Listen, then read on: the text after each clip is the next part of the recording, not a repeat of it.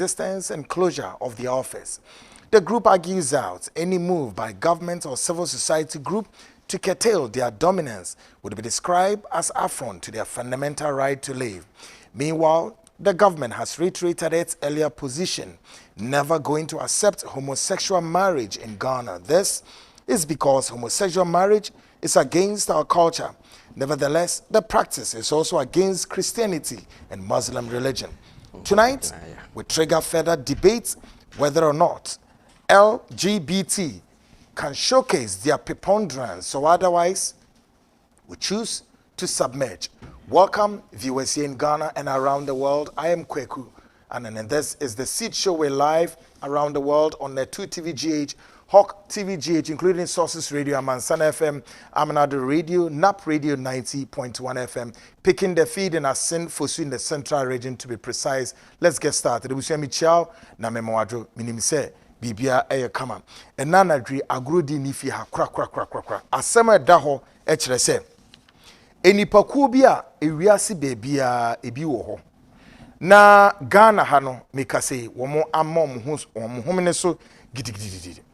Na edie da omo so no se ye from LGBT.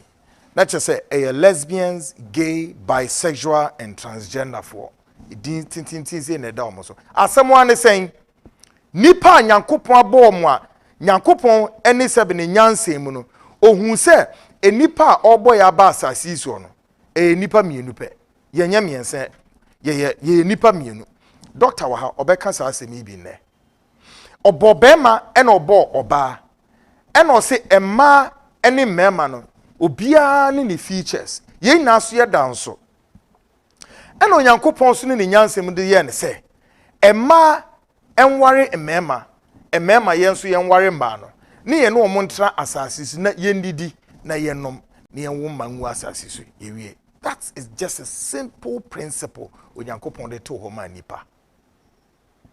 And now me no ka say 21st century ewiase amayamai ahodo e tra se ayen hihye kese a wo mudi be hye ewiase na ye kon se afi de ye ne ye pe o yasesa mra ne se afi emema no ebetimi se wohu onyanko bema na okon do no a betim na nante mana ye e wa ware kwanso emma ne ma no nso so se mo so uhu wadanfo ba na se oso kon do no na mo kaka manisi a mo betimi aware mana ye ewuranom asem kese be na ebe wiase. Well, minimo ka say Ghana de no ayehu yie ma kire se faneze be na wotwe kakra nie sa group ya mount a spirited force anka say push back against governments and other groups say ye mo kwan mo musu nyo mo trabia wo mu fa hudi a ye tieti aso no ye nyai no mo so nye de ompeso mo ye cheze enya asemo anodwo enanadwi.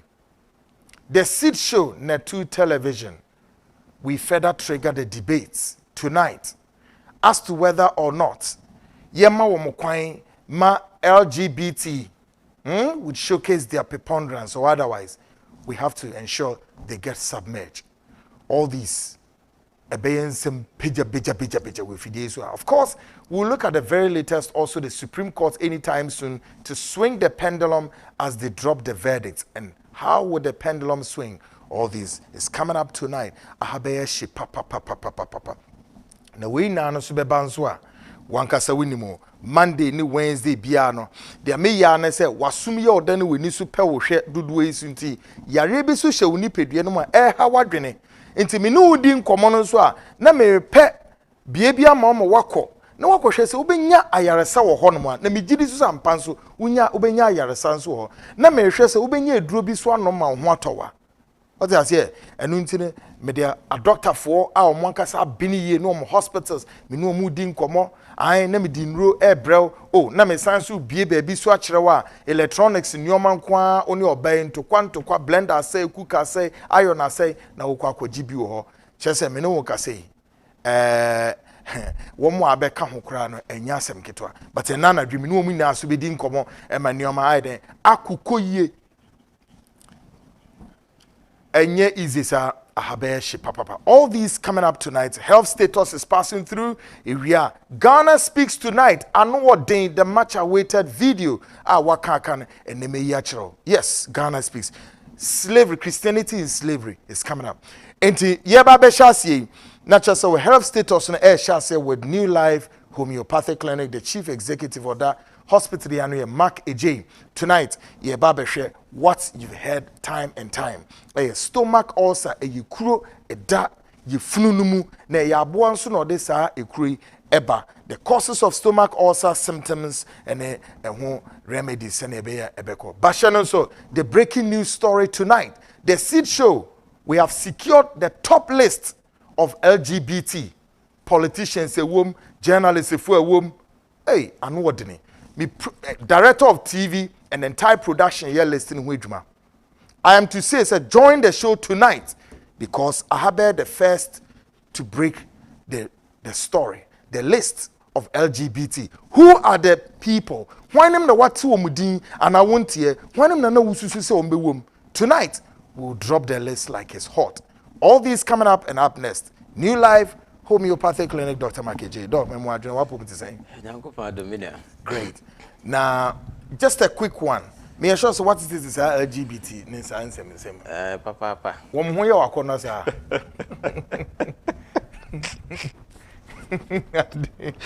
What is a question there?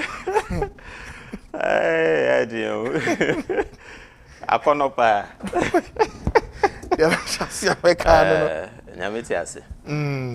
That's what I would say. Okay. Because, program. Because we need to understand the genetic factors of all this. Yes. One I do know, say it is being driven by genetic disorders. So I don't know. But mona moye kukuda ma ben muko medical schools near there. Discuss one. But tonight, bringing into share the causes of stomach ulcer and the symptoms. Ya can na man for. If it's a group day.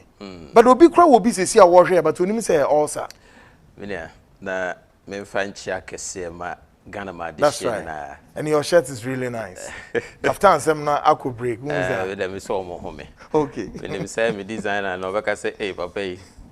And then one shirt. And down so me show why. And then na pese me shirt t-shirt. T-shirt kakra. That's good. Me show. Baby ho me show. That's good. Black stitches. So I don't know me designer now. Pam me kaftano. Wonderful. Me chow. I'm comment. You better go back to it. Now, Mama Sanchia, Papa B. Miss Anna, no, you're a big fan. Now, Papa, me free studio beer now after me. Or Takwa. Also, the Mr. Nyantachi. Nyantachi. Okay. Was this your TV no holding the day? Miss Nyantachi, Yaupa. Papa, they be out for me. They be out for me. And also men chairman. And then my salute too, sir. Wonderful. Now, Minia no cranny. You can't stomach ulcer. Idea beer. The number of people are more ulcer or mankasa kromu nimuno. Edoso. Ulcer. Pa. Meaning a lot of people on my back, many more consulting room. Almost symptoms are almost showing na ya say almost fine. I am weak, I am norm, I am those kind of ultimately and balance no. And you may suspect say be crying as sebi ya reborn stroke and maybe a person strike. And so ben yabo track into details no better na a stomach ulcer and a edginess and access on the nervous system a created that imbalance. Into ulcer I did be a hard drain. Hard drain na only probably brain, especially Ghana. The way I self-medicated people no. Nipa need to move so yare. But said obe to na hospital part obwa. Or no abe pay ways and means to get some sort of antibiotics and be before or no one now one no. And then the danger side is Dr. Bitima will be prescription say the mediama way for 7 days, for 5 days. They know why all my mouth duration and our days as I day. What if no? Only pan the mama nasa. Now what the crater anash in the bottom. No, the chin to be nom twasso. Thinking say, oh, yeah, okay. If you want you okay, cry also, through say, oh, Jaya, ran beba. Then no pharmacy, no, they are coaching near Yama, no, they are coaching prolonged taking off, even some sort of analgesic tablets be required to make create inflammation, which is ulcer in the system. enti no nipa bi ho a ulcer wanya no enye bacteria bi asem na mmoma ye nro bi a wanom ama na che so anom nro na ma abe part of so one fast particular painkiller na am so on that it was the same for obi do no answer so onya cramps and answer abdominal discomfort in na bi na create problem and the ulcer ho ahomete na ade ba ko e cause ulcer which we call peptic ulcer ulcer no mienu pa na ha adwen your duodenal ulcer and normally na ta happen at the me find say almost about 11 inches of or small intestine no, at top on your stomach, from your mouth, it passes through esophagus to the stomach. Stomach is the small intestine before it goes to the big intestine. Small intestine, no, that me fancy or chedrianim because stomach near the obey we are not the amano. No, swatch him, no, the good ones na or bloodstream. Then the bad one, no, pass it through to the big one, and then or chinabibako year to aguno. And the small intestine at top, almost about 11 inches, no. A hopper na sa duodenal ulcer no etaba. Now we are talking about stomach ulcer. And the next year can your phone na e kura dey abam. Na ade ba ko a e create stomach ulcer. A bacteria, I friend H. pylori. Sa bacteria we na no ni din sha say H. I say H na a full name Helicobacter. No, but instead of so be kind of long sa na ko ka ketrema na ja ya simple H. pylori na ko baby. Na a bacteria be and a deba. Na sa bacteria no, I always say those people no me so smart no. Or yeah H. pylori test be no the typhoid that. Oba na typhoid so kan. Because omusuno mo ban no I just say fin and a deba. Maybe anything contaminated. Especially the way a nipa be here almost storage. Ubon say drink no. Oba fan spine date na nkasa de enru ba bia. Na so storage nso tumi ma ne ferment. I see. So ya we sir because obi o ha ade no yes temperature no say necessary ye na bia otimi kra freeze na in the fridge na dum for almost about 2 days na ice ni na ade efrim na asa freeze ebi mo so twegu awiem awiabo na na de ko na awiabo na na de ko it is sometimes you may buy a product abehwe no na expire date ankasa de nkanyan shedan ha adwen but by means of storage no mo handle no na ama ferment. And anything contaminated, no, sa bacteria will be to my day. Afemaba. As our bacteria will be to me hide with you for 3 good years. Not till yamho. And what to no, I started to say, or to kusia. So, or multiply, or more ye be brave. And I feel, was started to say, or more problems. Now, or bite the lining of the stomach walls. Wow. So, and the stomach ulcer, I can't a cronan kasa, a bacteria infection, and a deba. So, any award the one munra mana broso, na create irritation and na inflammation. Any award being so, my story be say, me the same cases here because me free studio na me can't keep me ya. Any people say pineapple, oranges, and those citrus foods no, acidic no. I almost say a ulcer. There's no way those things can cause a bit more cause ulcer in your system. A been see that. Addition, yes, who said the moment you consume those things, when you get to the system, it turns alkaline. It's not going to cause any harmful situation in your stomach. But the secret is, chef, many of us say, BB where ye nipa. Sometimes who baby bet me at Tikaka. I want it. Nay, be in fifty. What's a fifty? So it's a salty cacra. It be an hour sweat in our confirm. Now, Honasha show, but her never waiting. So that means every friend night too. Every friend to meet you. Good, but they know now boy who say there's a problem. A trigger nerve no. Sir, some difference no. A crony there that order that. And I will proud of that. It's in 50 na coffee mono. Now a boy a prompt to am who say no say me pra. It is a woody anything like pineapple, orange and stuff. Now we that kind of irritations now. And no moment na prompt to say crow or yem. And you know na ko create there a crow.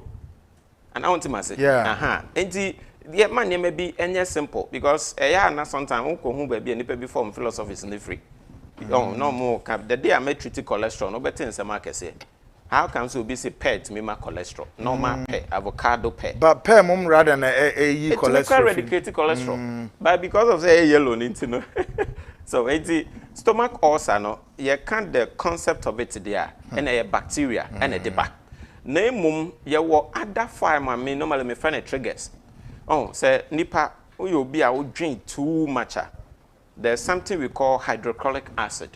So acid we any poison. And no boa digest aduane after food.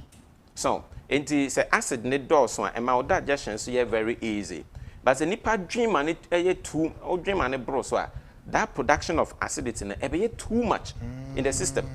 Now if I start to say a mouth pain and now it create some sort of inflammations be our stomach and no that's what we call triggers.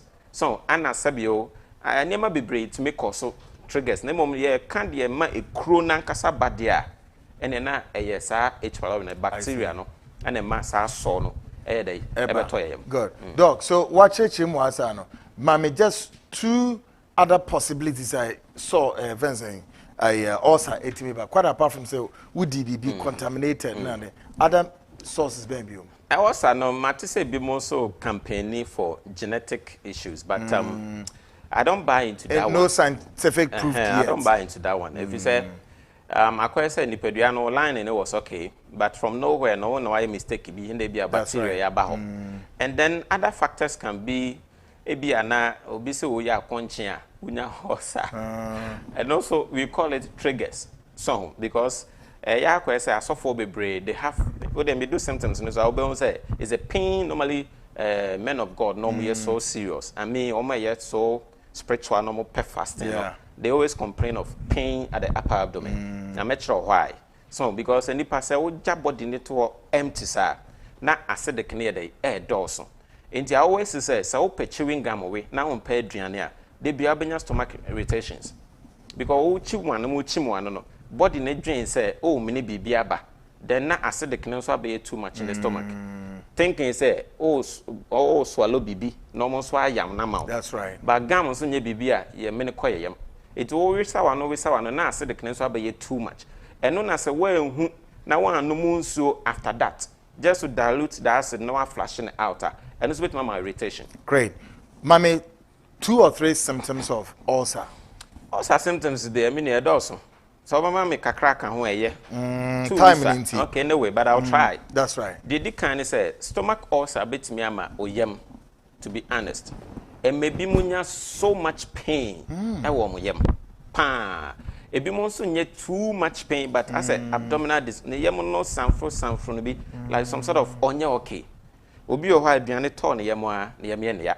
Oni di nso a na yem ya obi nso didi ye na within about 1 hour na ne yem aso ne mu den so ana come de ne chen so a na ne yem nti e ha adwen and then there are a couple of people who to me complaining of heart pains especially a man no ana makoma then so be na ne heart ne funso bie ni ho na mo munya stomach ulcer it me hooky left breastbone no enti na ma omo ti pain no within the heart enti on do se na koma then so be na ulcer and man nya such pain on the left side of the chest and e bi mu se mo nya indigestion odidi a as aduane ne giragina ne bo as a saba out and sometimes to heartburns omo bo so hyehye wom and me bo so hyehye me ne nyina nso stomach ulcer etumiye and obi also a pain na wonya on the upper abdomen ha no onso your chest na so ya no tokro bi da obi ti pain wa ha na sa pie wo na chi na so the spinal cord ni so much pain stomach ulcer to me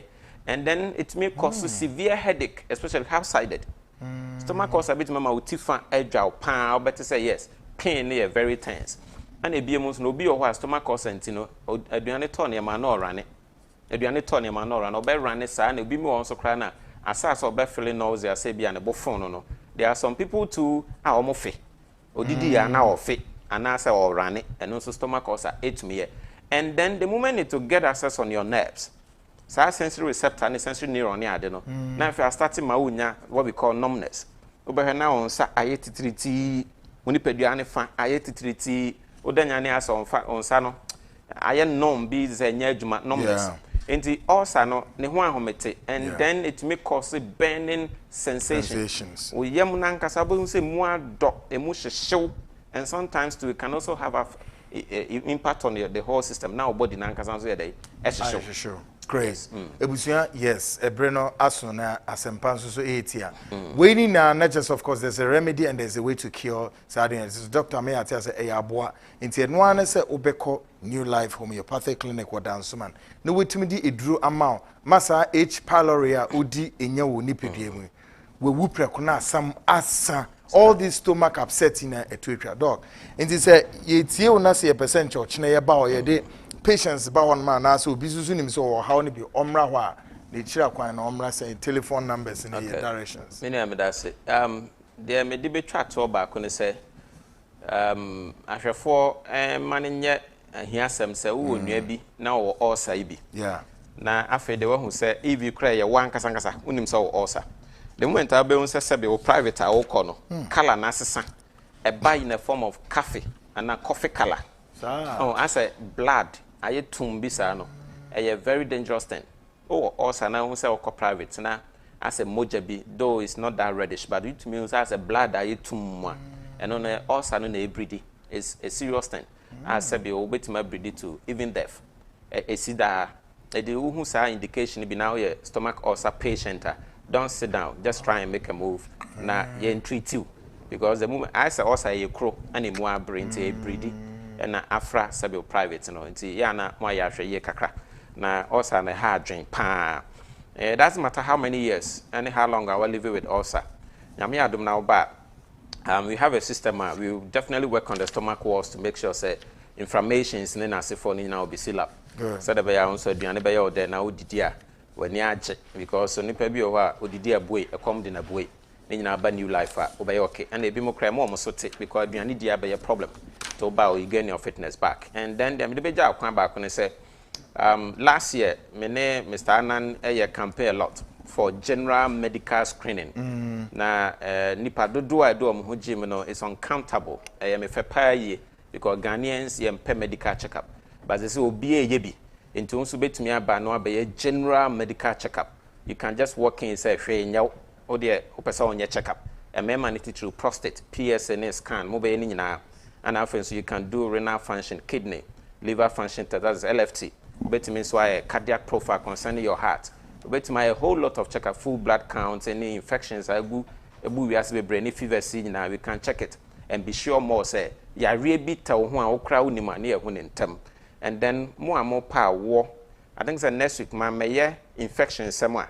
Maybe I can about me man azospermia and oligospermia. That's right. And this I want to abana tenacia na a warning ma. Ebia 5 years, 3 years, 2 years, 1 year, 7 years. Yes, Bema will low sperm count and now azospermia. Oba new life, we have a way I bet trace testicles no. Just to be sure more the codia amount who so in your papano. Near Bema homeopathic remedies are obey to many in some banum retiawum, amawakuma atoyum. Ya what dansuman main runabout. O dear official new life Kumasi, ya what tasmanso. Meno kase me massive renovation o Kumasi. If it's a me ankasa me ko se me koya adwuma no 1 year ya aba em say 1 year ne march year be if say covid-19 ne ba na makakra into me nko kuma se nkoya adwuma but this year no me massive renovation de Accra machines ne nyina bi kokuma se a client e ko ho week nyina wo be hu say renovation bi koso ne nyina ne say me the machines ne ba ne abaye setup kama na me ankasa so master te abetena kuma se abekan doctor no ho no ne ahwe asanteman we say omo afemi menimpa nti meba menya duru opa me announce me president mo se maba takra den so yeguso bomoden anya 1 or 2 bi kranka ye awie okay nti yeguso we are hoping say by the end of March ye benya branch e wo takra de be serve takwa any environment ni na nti Accra de ye wo Dansuman runabout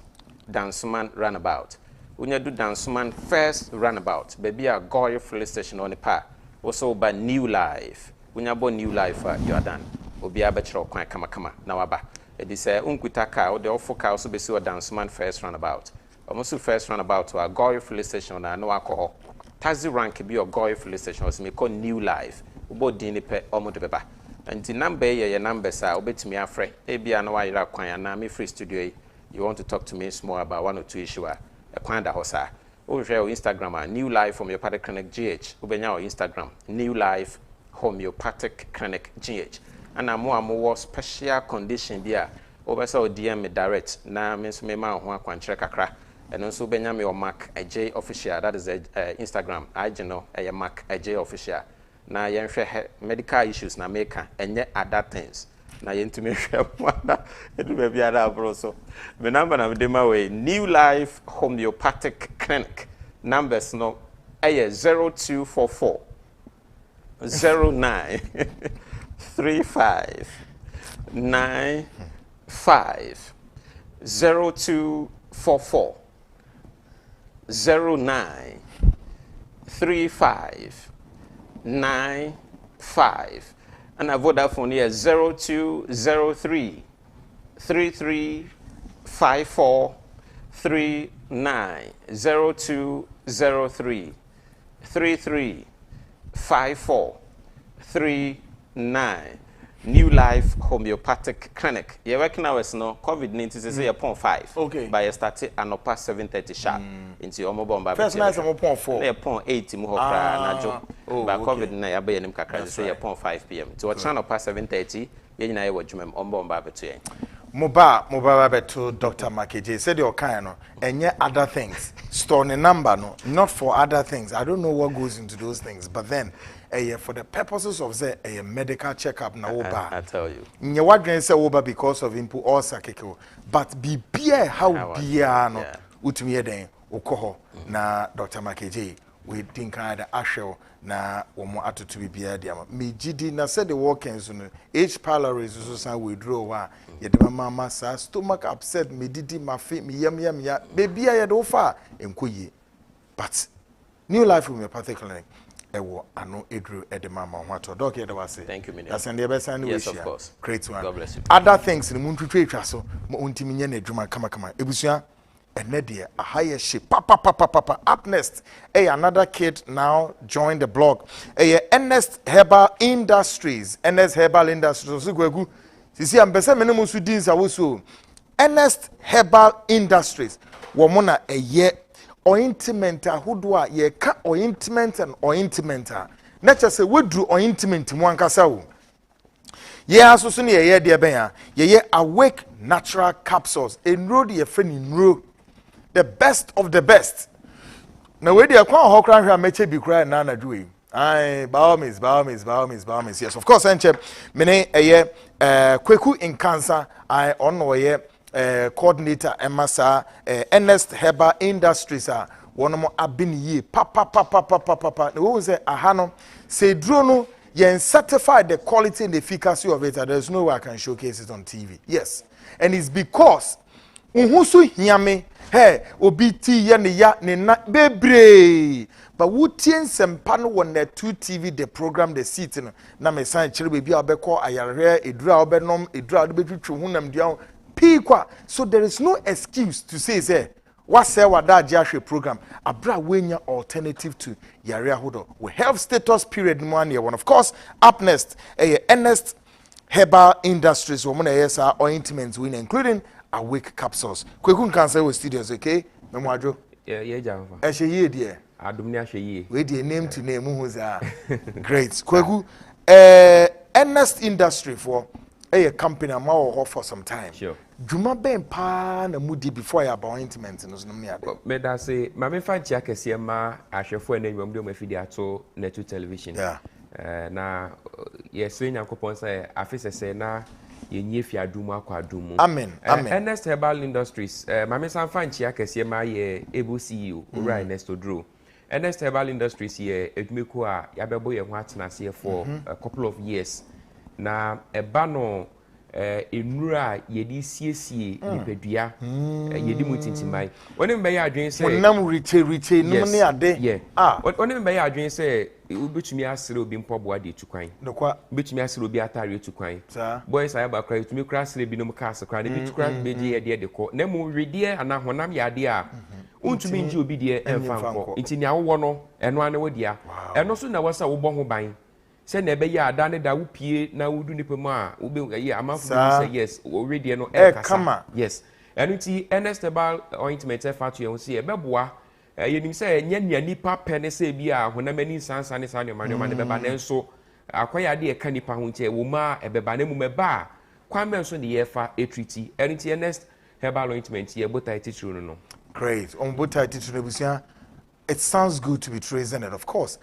Oun say me den kan ka se me kire e duro ni na no ya ye mu hwehwemu obi obeba fidie so no ye ya ye ne background check and some de be gira wani mu enti wo to e duro no a one value for money untunwe two results and so ye first thing and three to be able to say obede wo ho e free sa yare kunum say skin yare ene da etwabio se die na honam no hu riche a have you ko nipa ma wuntimi nko the last solution some the mama skin yare no etimi free no and they see ho no kwaku baba afi yemra ointment is yeah ointment a your friend is saying ni dwuma wodi ni saying yibi ba me ade okay enuni earnest ointment yenim no Ghana ha no mo mfinhia bebre yes na nyarewa hodo a esa no de edoso ye pa eti se wunye bi na hwa bi hu se ya to ye bo ase ya church ni nyina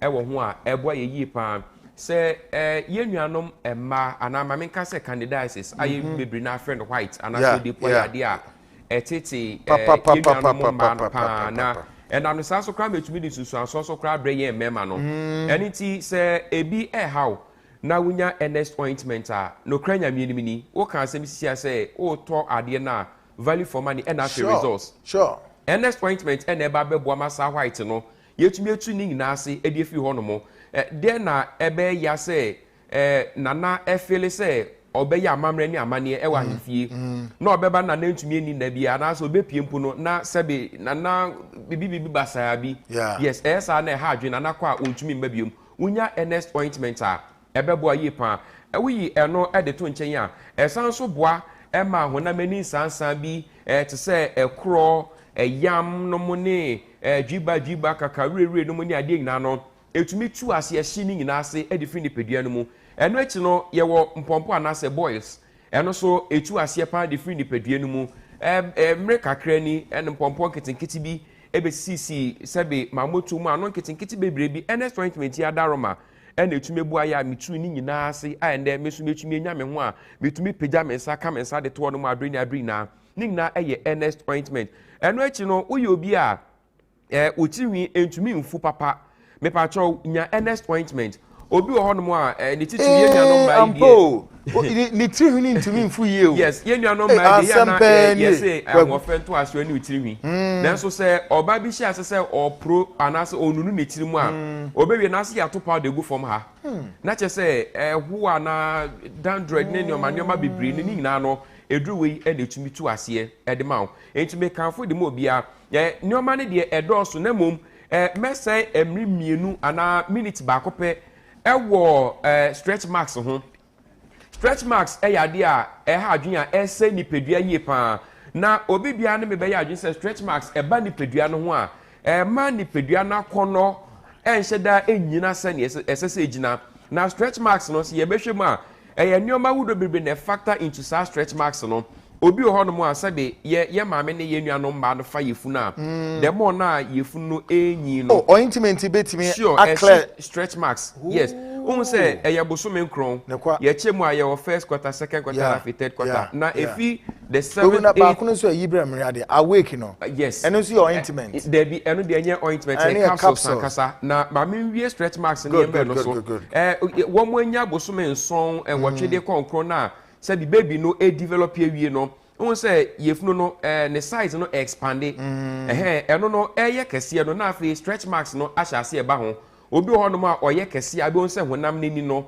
stretch marks ashase eba obi ho no a che say nyoma wudo bebre tumi ma stretch marks eba ni pedua no ho eti ni nyina mu no unya earnest ointment a ebebo yi pa obi ho no eba emu keka no ne kre yes ekeka sa na obi say odi eche na otiti muso a na akwakoye another problem e dia ma unya earnest ointment a ebetu ni nyina ase e dia ma e ma wankasa ho etumi ato enu ti ne ye kan say nyarewa hodo a ye bobo so ene ye ntuma bibi biara a ye associated with the skin bia no unya earnest ointment a ebetu ase e dia ma one time picker say na say ye mu bebre share social media so I can get one and thank me later say na ye thank no get one and thank me later iti unya earnest ointment enye na ewo pharmacy shops ahudo mu come mountain so lorry stations bebia earnest ointment ho no mu a etu nyarewa hudo bebre ase ede fi ni pedua no mu tiri na ntumi mfu ehoa ene wa ase ani nyina eboa ehye ase hwe de wo kan wo ho ene wo wo hwe me ne wo wo tie me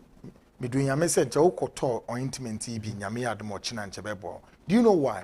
Me angasa me see video ya wo hwe me say ma beti han he say stretch marks nko a na it mood to make kasa me be makura no but emma mo stretch marks na ye ka am say we mabe edu a edu no possible san na obenya stretch marks almost all of them and what you are now yes amunya was stretch marks na winim say bibia mpo nye wo no kura no for the very fact of say stretch marks no e wo ho no because be brain no akototo nro bi a chemicals nko a o emma stretch marks na esi no rather mom no e po no ho yes and we tie di no so ye NS herbal in bibia herbal exactly nro ni nyoma bibia yanko tie dromra na eno ani aha yo ye wonu ni na e wa ha na me ka kire fence research department amwo Ghana ha say he enchenye nnen say yes yakofa vaccine de abaye emekum corona yo me say yakase ye research e de etu yare na se a yebenya bibie no ye ni bi wa ha yes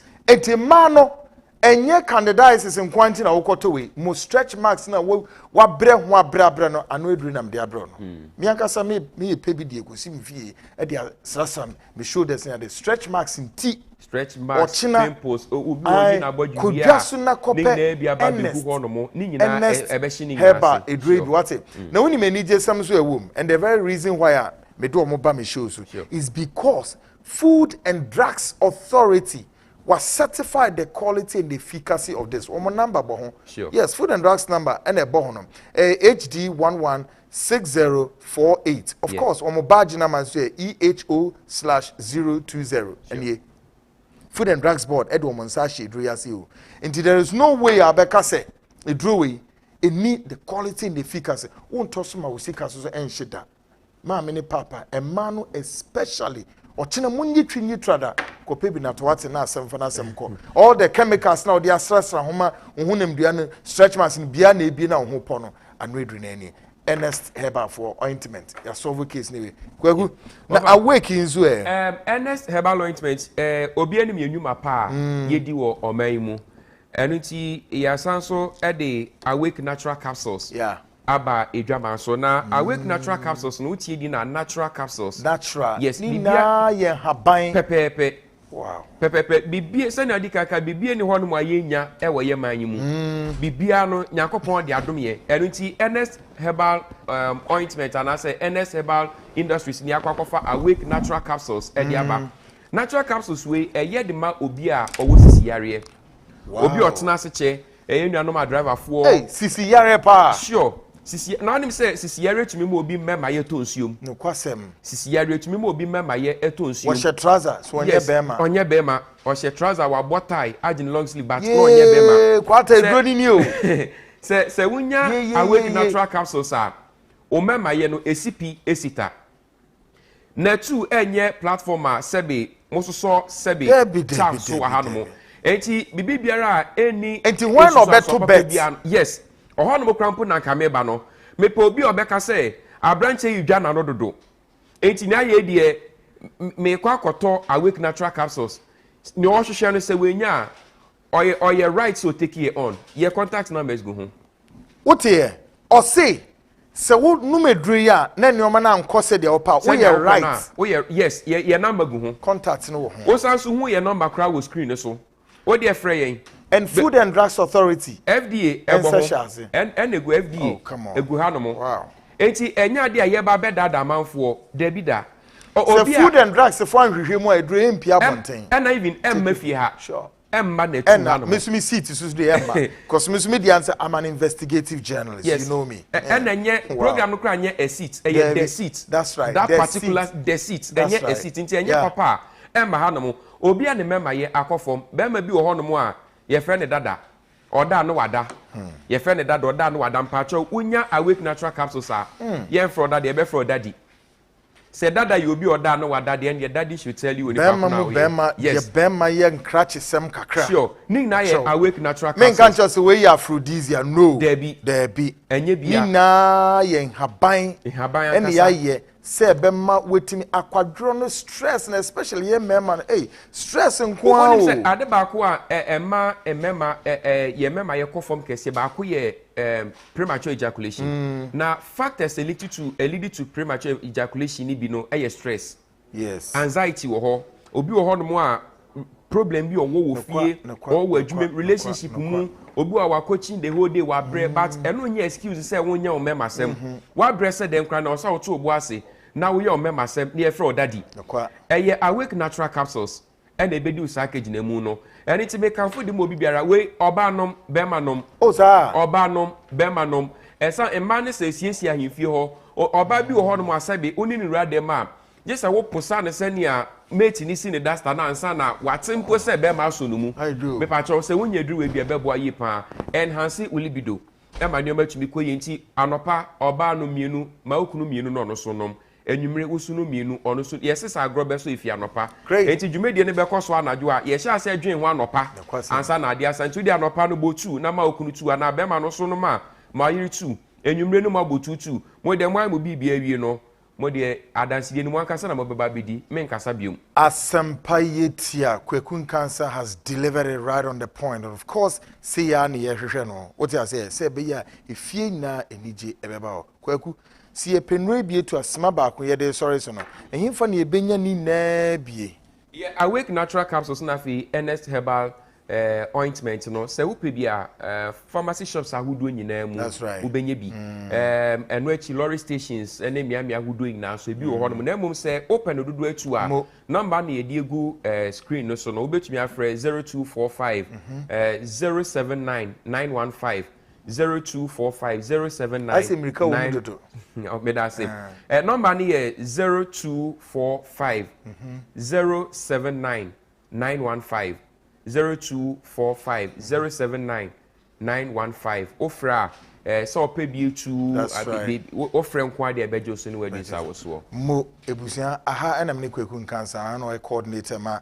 yes a big pharmaceutical for mo yes and rina mesraw a ochina napa chief executives directors officials bankers obia Bomodia awake or say sorry awake Bomodia kope wate ewomu bebre food and drugs authority for so ahwehwe dream hu say dream hu ye crojin boni bi e dream akwem e mema no especially your stress level na no odne ye omaya wutima boni nko na ye die nti ye huni ye ho adaje numbi na efie enu na oba no so enko yate yese ma no so mutumi numo se be ya obetimi ama ohome so ate am ye proud say akwa no why ready dida afi we ni be siesi be bia oba wo ho ne basabasa sam ne ade nka bi basabasa ni na be ma ho afefe afi honam no so no pompon keten ne all of the mama honam no entosie no na odwe so ade etwetwe so mana afefe kwaku de metimi ayamo ana me yamo kwaku me de wase pawate kacha director see de na sepa monkoso na monyendro na Ghana fo ntiminya ayarhwe na niama ndina kwam dasa ne yebesa ne wato aso yes Ghana fo ena matino bomodiana kope dru ne bie na honam due entoso enye kama pompo edie benyo ni nyano ebe resolve ma enioma etimi akoye ebusia afimidu bewra electronics household because into kwabi so pai wo fi ho ye no wakasa ye se iron na sei kettle no krasi enye aduma na no na wo si enye tea ni ma tea ni enye no ye di nsuo si stove so na enu ade ma e de ntia bronya ene kama kettle this is 5 minutes nsuo na huru na the idea person ase kotobi keke iron no ye de to ade na ase na ayetuma ase chikosua wo so enye fe kope iron na ye I mean iron afi mu amopesa mokopam ade mu amope mu here television Kef one edebe all of it including choba for fufu machines oh and na say medura Kennedy Digital Company ye warehouse kese ewo weja old barrier ho ukwa udru old barrier ho na traffic lights na say all right ho ubenyam tonight medura Kennedy Digital Company nim na wakohwe weni so ade na yini nkomo ne hwe say sabri se open ni niam ni bia kwan ben so na befa so a ubenye bi including say dey be mposu kra na wo hwehwe in terms of electronic gadget. Take a listen to Kennedy Digital Company CEO.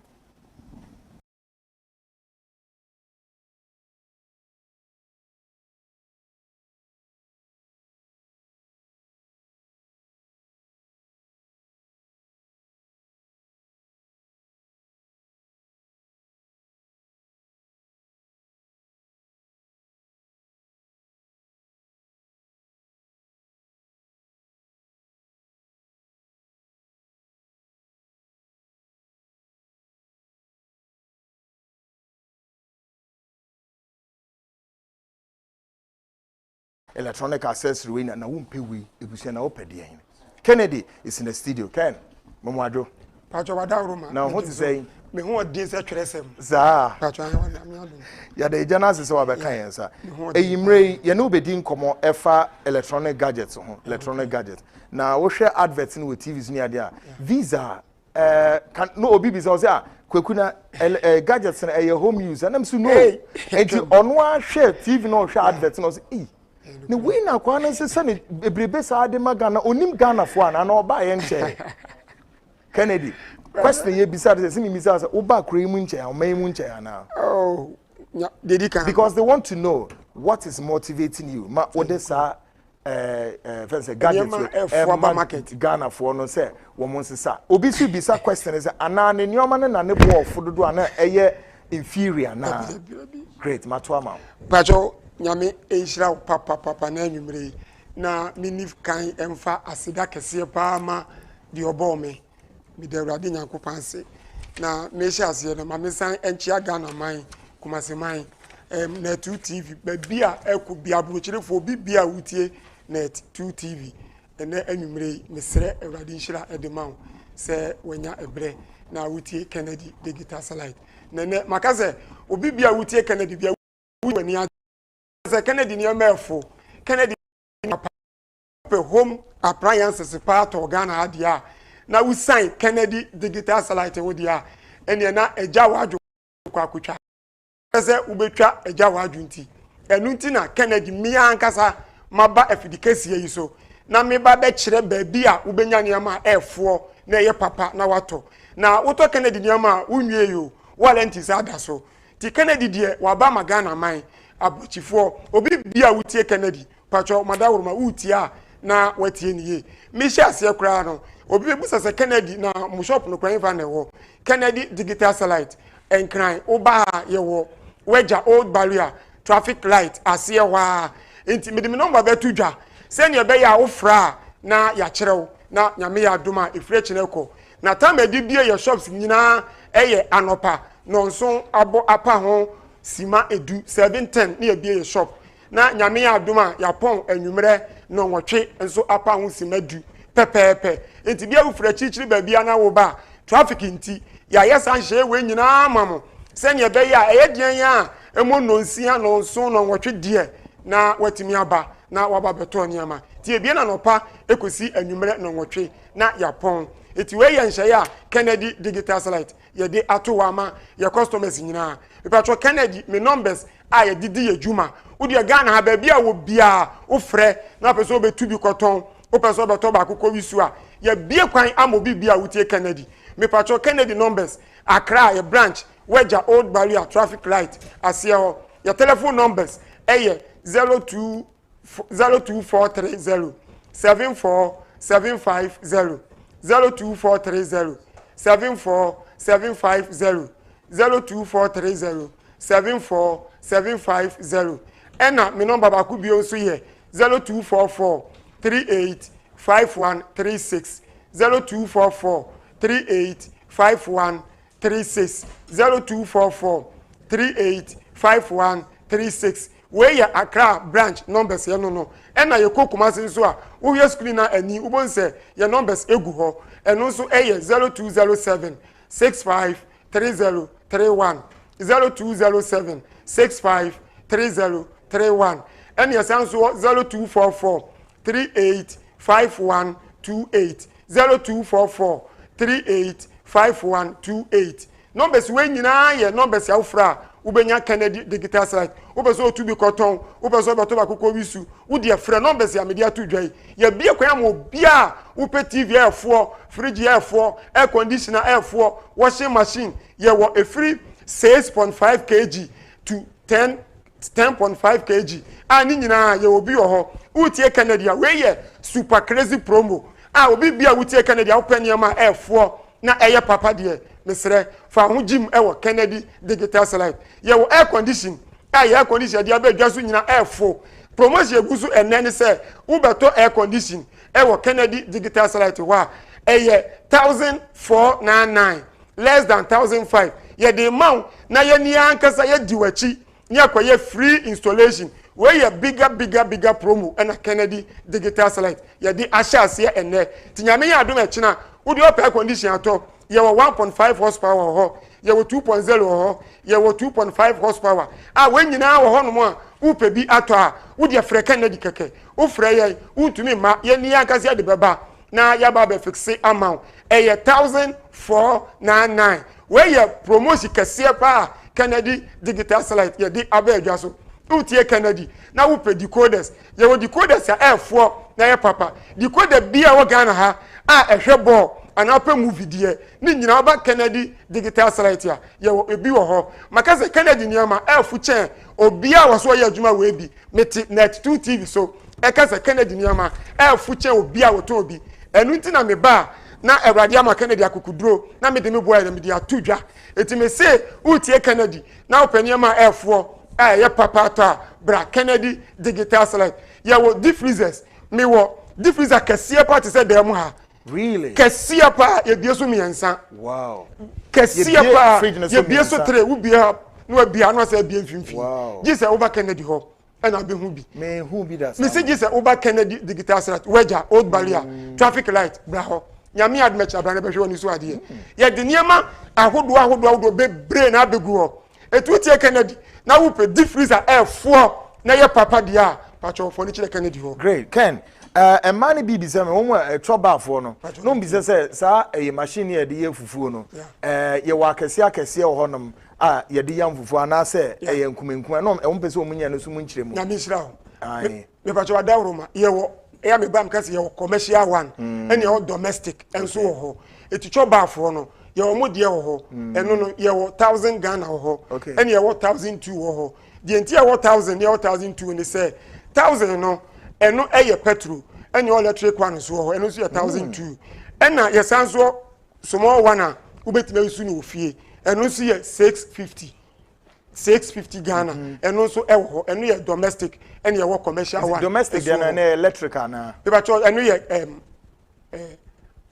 petrol okay eno ye petrol die I see yeah di eno so honom eno die petrol di se wo pe bia ni nyina wo ba Kennedy so spark ya na eno ya banche no under 1 minute what and obia wa beto bibia ni under 1 minute na bibia you ready some me kan nyina da bia me kasa me say me ba o we no fufuo banche ni body ne mix it together enya afi ni ye be ka te say powder bi ni e no under 1 minute wo de banche so se fufuo ni de yesi no on en na me pe no original no banche ni body na kesi ni yesi ni ewi a ye guso kama na mi ade ababa sam bi anim bibia ni me say under 1 minute ubeto na udi gum edi 2 minutes but what time ade fa brem ye china goodness onse de biam kasa Kennedy kasa yensam ye nokure nti no ye kasa ye de nsesi ye bu kasa ye ka nyina ye nokure ama so pefufu pa de bia ntokwasam saa wo fi honom one ne wife yes e chira wo mra ba gibi ena tisi a ye hwe ne ya solve problem ye chira nyambo wo mra Kennedy wonyema bebre mi wo TVs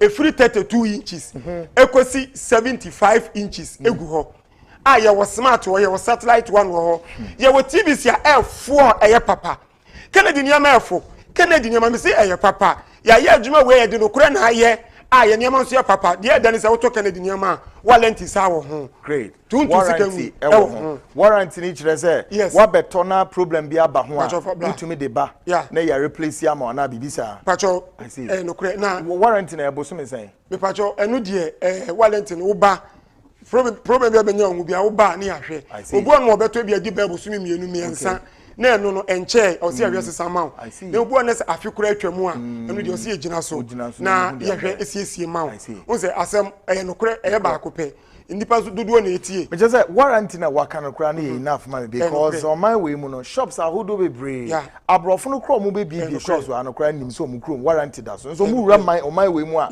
yemfa warranty ye adwuma why because institutions on one man mu e so mo hwema sad na ye enforce no they don't enforce it and lots of Ghana for of our sad nyoma no but Ken wo dey be sorrows na sembia eno so da wa mpese yetimu bi ene say wo see adwumayefo a wo under control and accountant general no woman no so no woman do woman payslip ba woman entitled say woman be genioma na woman be genioma say woman be tua na kakra bra woman wi na woman de ko ana wo de nyoma na mom straight away pepacho no medasi pi sisi a me kasa nyame adom achi na obi bia wutie Kennedy abrochire for Ghana for obi bia wutie me wo de wo ya abanjuma yini na waketu afa controller and accountant general ba kire nyambo hia no old barrier traffic light ana kumase edum family plaza ye ma wo niema me no transi e kire nyambo anopa me no hia ya hwem na se wo qualify e kina no a ka chem se Kennedy me pe TV container me pe deep freezer container washing machine gas cookers fufu machine laptop sewing machines enima be na ope wo de ka kire Kennedy wo gina wa na elodu de agu ka mama ensema me Kenya me sesa me ba na me beka enye no kura pacho brother 2 na beka se Kennedy nsem no oboa wo ka ya last week me beka se ye promotion wo beto 55 inches smart Android ya wo to a me san ye dem person o de so me so me so beto 55 inches TV e 2499 exactly Obama free television ba kun de aka ho na me shira ensema me beka ise ntro wo mu a pacho me so se campaign ka bechi me apama so mu da seriously Kennedy nsem nyina ye no kure omo ba ye nyina hu se no kure fite ti pacho tie na ji Kennedy number Weja old barrier traffic light Accra your branch your numbers here 02430 74750 02430 74750 02430 74750 where your old barrier traffic light Accra your branch number ba ku sani 0244 385136 0244 385136 0244 385136 where your old barrier traffic light your branch numbers no your kokuma senso a and your numbers 0207 653031 0207 653031 0207 653031 and your last number 0244 385128 0244 385128 numbers when nyina ye Kennedy digital satellite your numbers edidi juma utumi ma wo de Ghana be bia wo bia wo America kura for Kennedy ye be send nyama ne de abrel we ye Kennedy digital satellite Kennedy nyama for crazy Kennedy nyama ye papa daddy Kennedy nyama efuche obi a wo ye adwuma we bi eti me kan minim de America obi a wotie bia nso nim se Kennedy nyama efuche obi a eti obi a peso be tubi koton takradi for 30 man ye ndi wale be bia wotie Kennedy momra ye beje obi agwa watu ye ma wo bo a wonim se mo table top 549 yes 700 no ye de aba 549 no double do bi ho wo ba so pe Kennedy double do ni bi ye 1000 Ghana ye de aba 749 mi di Kennedy ni ma cha and me free ha etimi che obi a mi do bi a wotie Kennedy digital satellite say omanya bre na omotie Kennedy nyame adoma efiri echeneko ye to yesa fra obi a abrochirefo mu nyina mu ba Ghana mu obi ntone ma mabiu momra Kennedy ho nye kosesie mu fie mamo na mi koi ma mi ncha daleta 1 me yere oba papa bi anwumre oti kumas o hwe me sre awade nshira ma me yere anwumre awade nya ne kese na mi nua ma mi no mu ye adwuma obunso mi sre nshira mo mu nyina e wo Yesu dim amen and amen amen and as Dr. Mensah Kennedy Digitals Natara J and Tech Herbal New Life Homeopathic Clinic Rota Natural Products Health Let's Go Ahead Transport Joe Herbal 21st Clinic Royal Cup Cleaning Service tonight ahabeshi papa the Herbal na enya asem kitwa make a short break mame fan krawe emamo ubi a wonim baby a Nigegezi won ka chance ne nkra bi wo fie ha say tonight ahabeshi and of course Ghana Speaks is also coming Christianity in Slavery Part 3 stick and stay I'll be right back.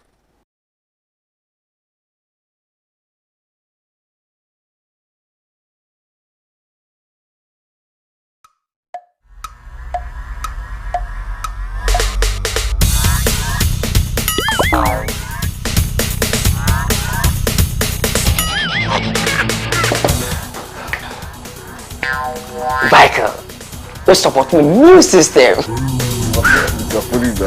Yeah, man bike. Pacho wa Tony ni. Let's go be able to go when you better. Me ko support my business for new new system. Hey, what's a Cheval t-shirt? Mato t-shirt. Me ko ba be fan kan no. You t-shirt ru go mama. Boss, champion, boss, come stop. Mr. Willie one. Okay. Vehicle is supporting a new system. And your well-being. FICO 20 is not suitable for children under 12 years of age, pregnant women, and lactating mothers. A quality product from Joy Herbal Center. This advertisement has been vetted and approved by the FDA.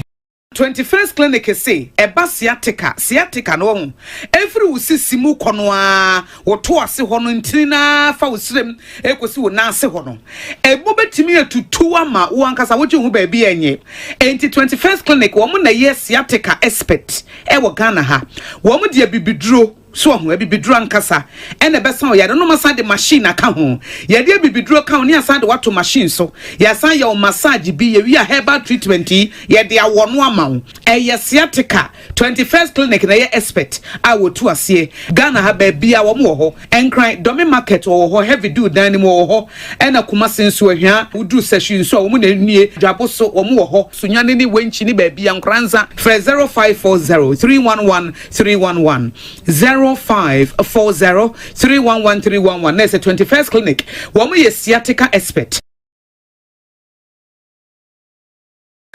Agro Ghana batan awofo ne ahwefo ye nyina ye nim se yenkoda ne ko school ane na wobua wo ho de se wo moa wo ho a e ma ne haw kra media sem denam se wo beto wo ba ne pencil books ana eniam ekeka ho nyina no enko ba bia ko JK company limited or JK exercise books wo sa wo JK 5-star A4 and afi A3 papers a wo beti bi de wo dwuma bia ya wo hia paper e de hwehwe JK company limited de twa kwan e wo number 60 Otublohum Street. One crossing no and a bunch anymore. Our North Industrial Area. Fre woman and now no woman can say WhatsApp was 0540 125 999.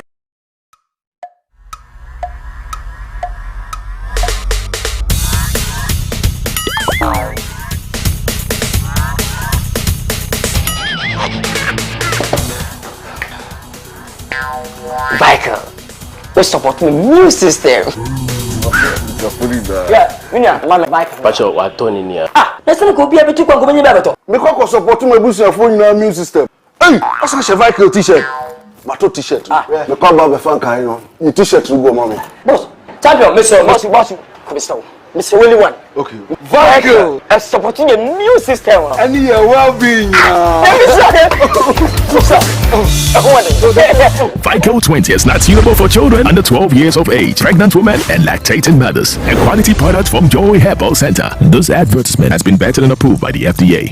21st clinic say eba sciatica no every usisimu konoa woto ase ho no ntina fa usrem ekosi wo na ase ho no ebo betimi atutu ama wo ankasa wo hu ba bi enye enti 21st clinic wo mo na ye sciatica expert e wo Ghana ha wo mo de bibiduro so ho bibiduro ankasa ene besa o yade no masa de machine aka ho yade bibiduro ka ho ne asa de wato machine so ya san ya o massage bi ye wi a herbal treatment yade awono ama wo e sciatica 21st clinic na ye expert a wo tu ase Ghana ha ba bia wo mo ho enkran domi market wo ho heavy do dan ni mo ho ena kuma senso ahia udu session so wo mo na nie dwabo so wo mo ho sunyane ni wenchi ni ba bia nkranza 0540 311 311 0540 311 311. There's a 21st clinic. Woman is sciatica expert.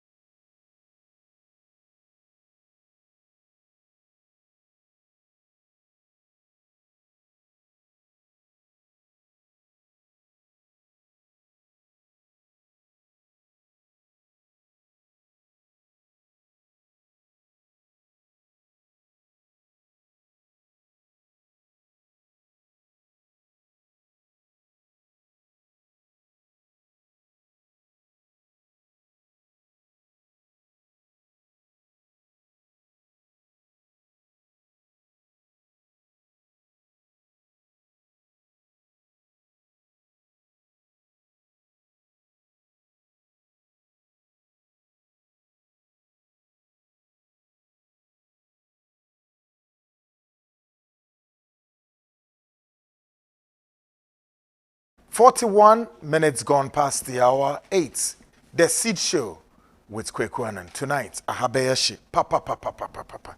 And a bay interactive into a WhatsApp line on 0240 550 899.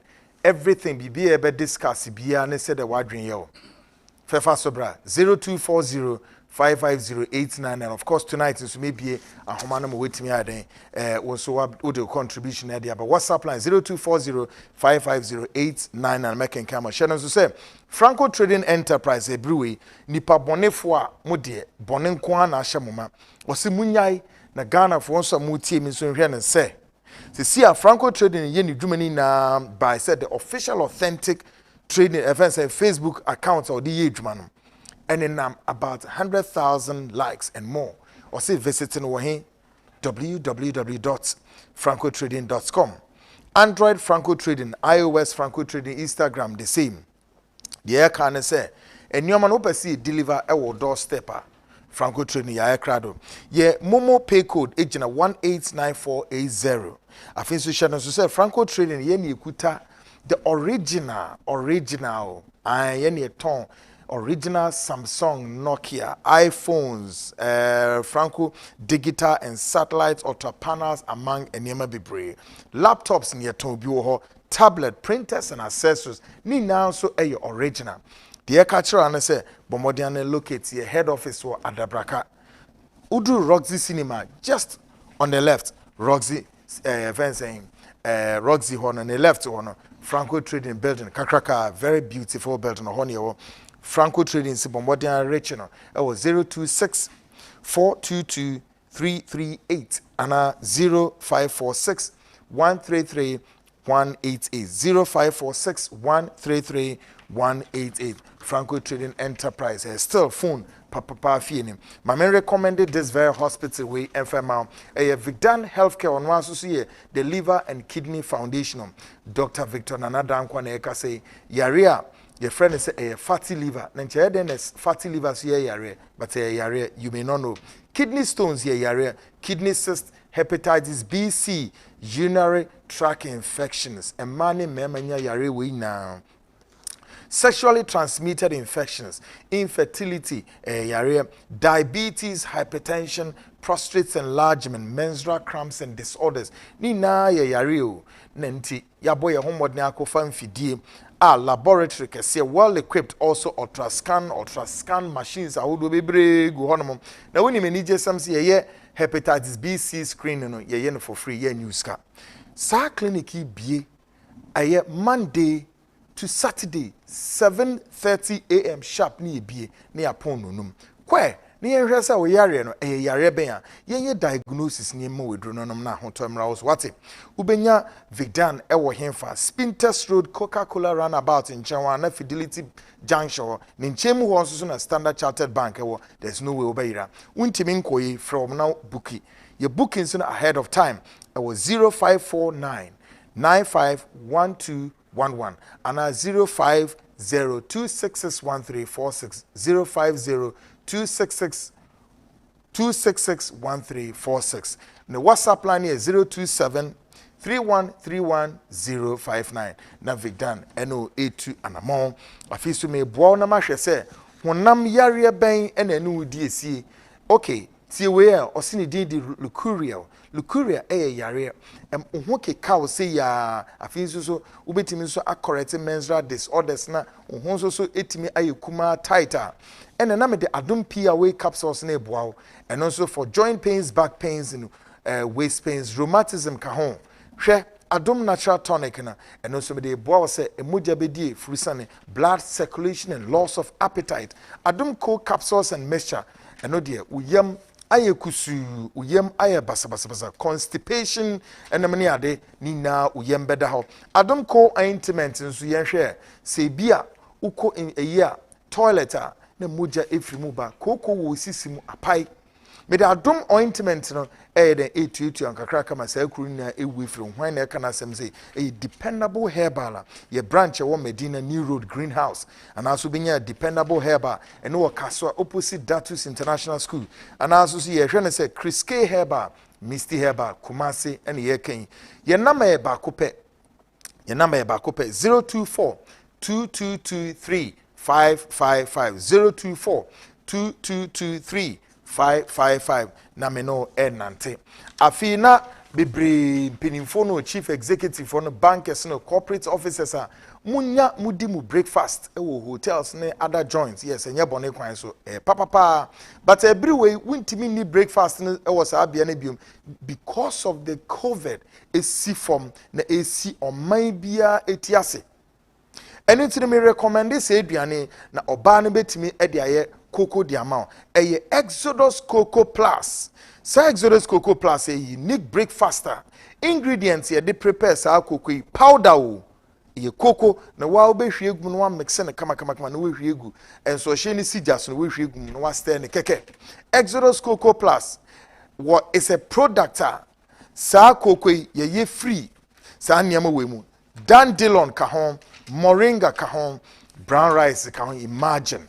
Ni akani na bom na wonum na nche wanom na wame no esan susu ye eduro eye ede ebe yam eye food supplement e kan nipedua no to chronic diseases and acute chronic diseases e woni pedua no Exodus Cocoa Plus and I may recommend the amount na obi sese gweku no we sie ko bi we hefa eye Little Rock Waterma Community 5 and also bitumi akọ eye Ghana made Okanshi Dragline ebi ho bebre Kumasi for na ehwemia ko P Adom P and Opoku Trading ebi ho takrade na ohwema hwehwe Carlos Supermarket and First Samuel Ashama for nko Ekus Pharmacy enkoko mobenya wo Paka Supermarket takwa na wa Ben Betty Supermarket obi ho afiso pharmacy ni supermarket bi eben o hwe Exodus Cocoa Plus ye ben bi unim ye hia regional and district agents for ye hia mo dendenden mo meboa afiso ye san hia financial assistance eno no kire se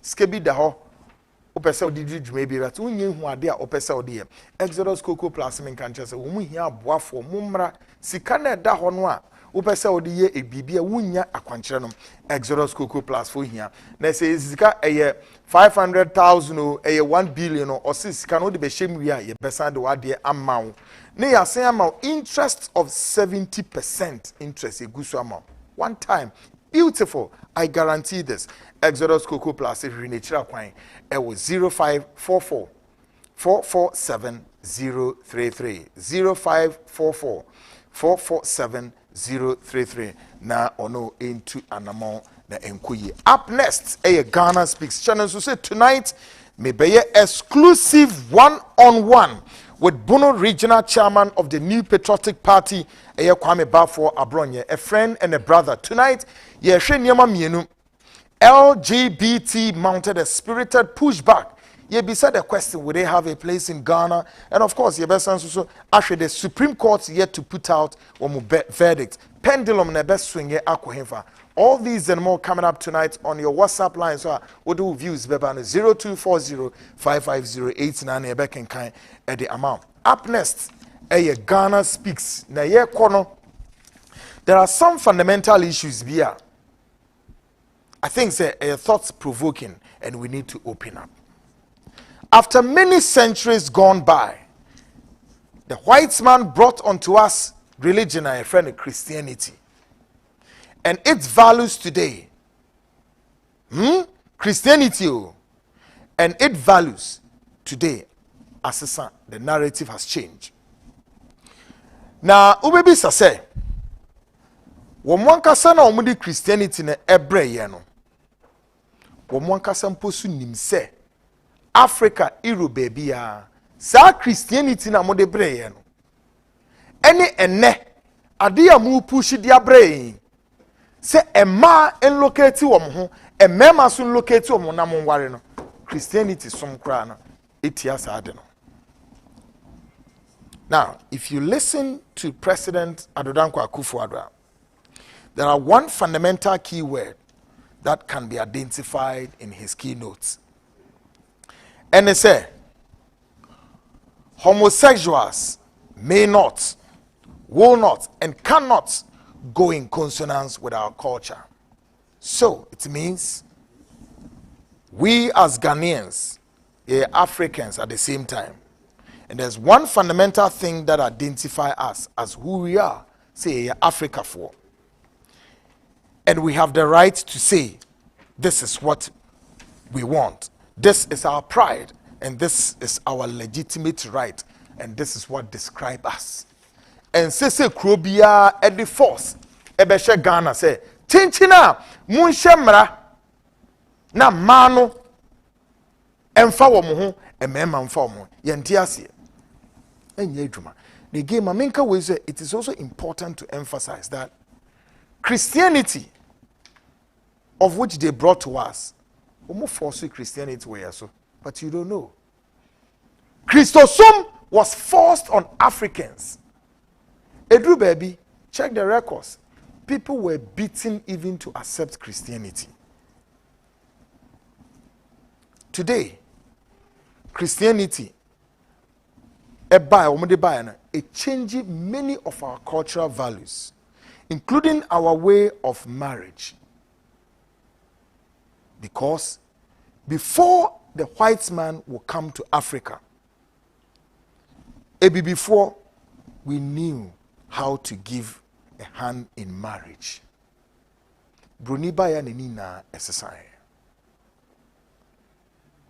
Obaya nenina exercise. Today, they are back again to say those values they brought to us. I embracing almost a year sign as a sabium. We are making that there is a word called procreation. Oyankopon boye basasi so na de okan say afi yen den yen nore wasasi so yen sha asasi so ma broni ne de esom ne ba na sema wo ka kire say afi de bema bia nwore oba ba ko ne entna no musisa ye cultural values ni nara de mayen na no man de make say mi kire o with the Christianity no mo de ba en and then we share the statistics of Christian marriages are hitting the wall.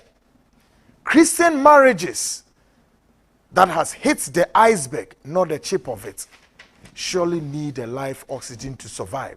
The statistics is absurd. To whom say, woman Christosome bano 15 centuries ago. Ne ye mamenom, ye papanum, ye forefathers nim said ye kwa warrior. In the name of Christianity, no, one more say beshishe global law at the amaye say ye ntraso. Bronini kachire ye papanum ye forefathers say awari bebrebe ye polygamy almost say hey ya de bone nti enedie wo say beshishe say e mema no kura no mun locate mo na mun warwa eh asem enye hu ma usa. Aren't you scared? You're scared. She odi sa awari bre ewie no. Ebi before I see nim de eko. Emema ye wo wiase nare, including asofo, the prophets, the pastors and the bishops. Ukwa saw them hono a. Ne mpanafo be nwotwe ne de ebro so. Ono omu na da esitire. Ne yere so ti ho. How be say when him near dada no. Tonight on Ghana Speaks, we continue on our series titled Christianity in Slavery. Again, I am going to show you the much awaited video, which has received a wide condemnation from all walks of life, including the Christian community in Ghana, Nigeria, South Africa, and around the world. Video me be watching. Be brain na my request is as a quick say obo video na Ghana for her. I mean say be brain so hu. Na mato Ghana Speaks way Christianity in Slavery number 3. Now make it be say it is not for anything. This segment called Ghana Speaks have been pretty much vociferous, advocating for the government of His Excellency Adodankwa Akufo-Addo to begin to work towards a legislative instrument which would help curtail the avalanche of fake ministries and regulates the formation of a church in Ghana, including to ensure the church pay tax into the nation's coffers. enye bibi nti ne yakasa ye dede saa se omampanie mun hyase se mode mra bi si pono so na ensori a ye biebie ne bebrebe ani na ye entro na omudi onyankopon din etwi fom etoto na sawram etu entwa na afi so mun hwe se ensori ani nara yen show mo kete no munti attacks enye bibi nti. There is a reason. Well, I have repeatedly maintained that there is some form of dark clouds hanging on our airspace, and if care is not taken, it will soon drop on us, and its ricochet effect would be irreparable, irreplaceable, and unforgiving. But it appeared to me and sounds to me, my yelling has fallen in the household of Alice of Wonderland. Maka se Ghana for mufesi ye kasa ye dede. Ba makapen na migusu kase mununkum bi emu oduo. Mununkum bi emu yesum. Abakata omen so. Na Ghana for enche. Sa mununkum beto atofom. Ne se tofom a yentimi nsiesie ni biom. Yentimi nya bisu mfa nhwemu biom. Me kasa na kyerese de asɛe no yentimi replace. Na yentimi so mfa ye ho nche da. It will be unforgiving. Na hwebibi. I want you to listen to this guy claiming to be a man of God and what he's telling the church. And I want you to make a sense out of it. Africa, nyamesom mo de bre de minimu ade nyamesom eye Africa na egusu ye. Hwe video edin na say if you can make a sense out of this guy and in the work catcher asafo no. Take a listen to this.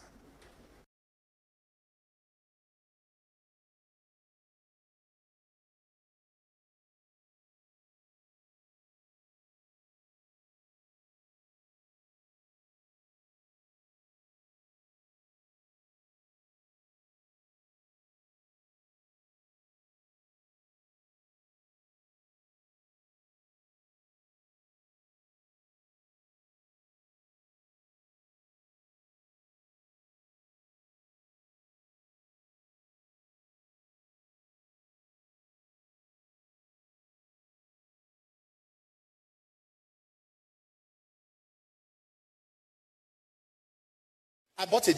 Rufai, I didn't know pastors made that much money. I mean, what's happening here? Then I'll comment on the school. No, the pastor, please. Just comment on the story, please. I'll comment on the pastor. You know, I don't know what to say. You know why? Because I am shocked at how our religious leaders have taken religion. He said, when you are speaking in tongues, you are printing money. That's a lie. I speak in tongues, but I don't print money. That's a pure lie.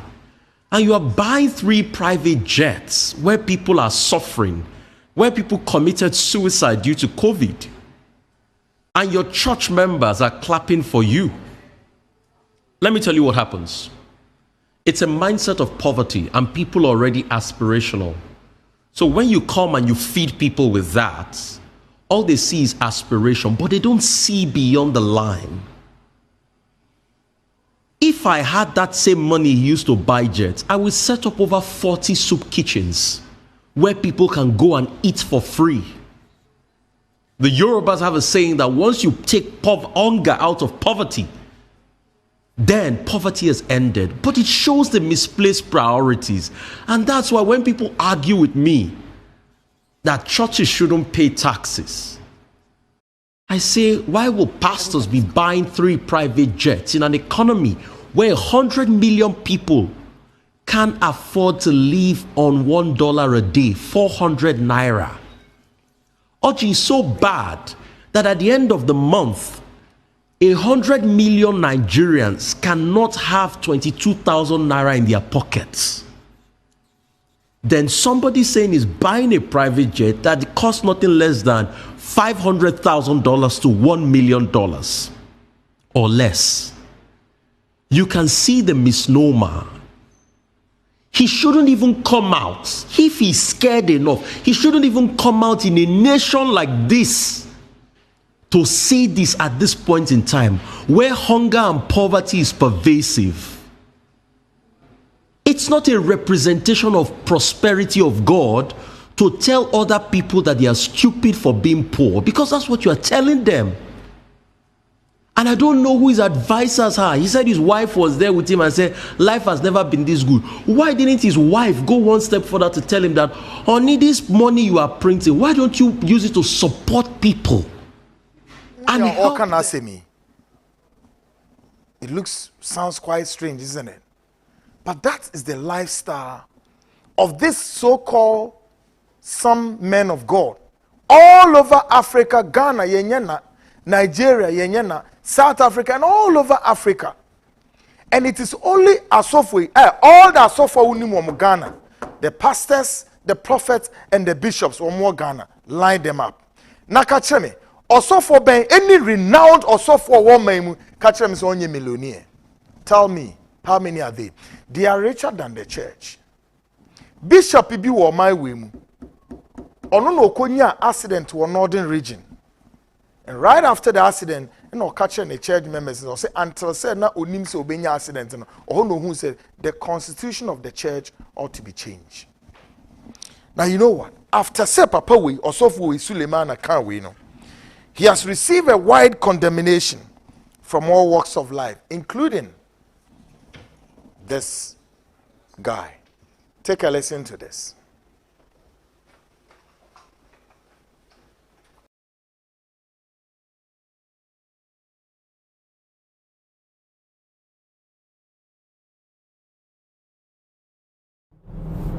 My dear Pastor Suleiman, you bought first jet, bought second jet, and you bought another third jet during coronavirus. And where people are dying. Pastor Suleiman, I want you to look around here. This is Japan. I want you to look around. The people you said that they don't know God. Look at the environment. Just take a look. You have 3 private jets, while Awuchi is one of the dirtiest places in the world. Why Nigeria is one of the poorest places in the world. And you have mind to buy the first jet, second jet, and the third jet during Corona when people are dying. Eh? What is wrong with Nigerians? When will our mumu do? I'm asking this question. Eh? These men are just deceiving people. I am sorry to say that, but it's the truth.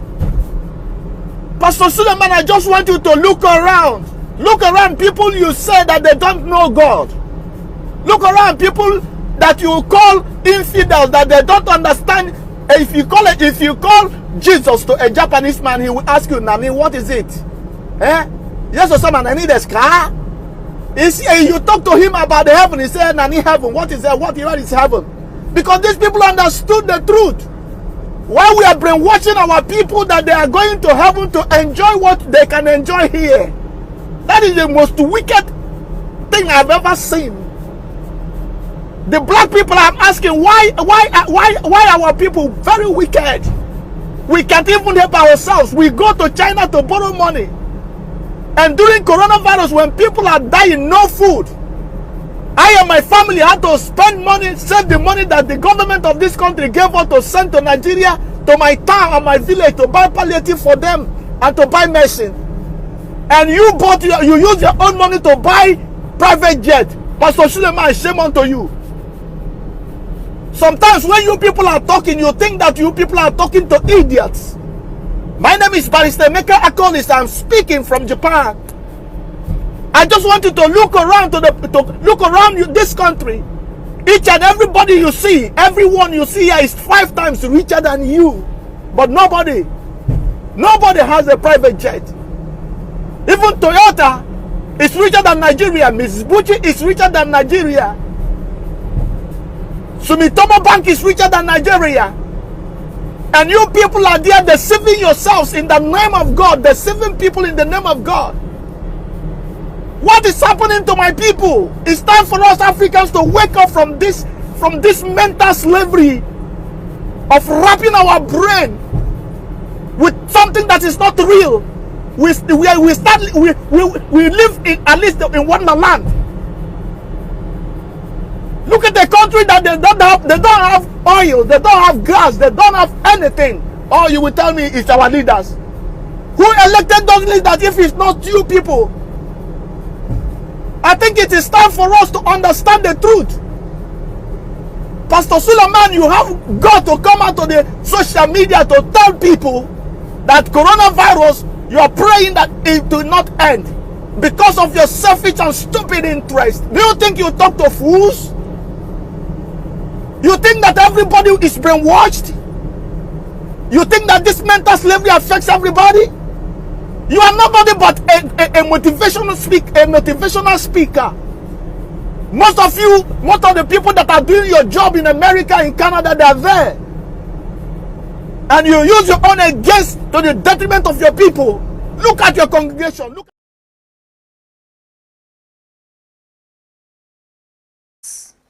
Masa, eye nibra semu.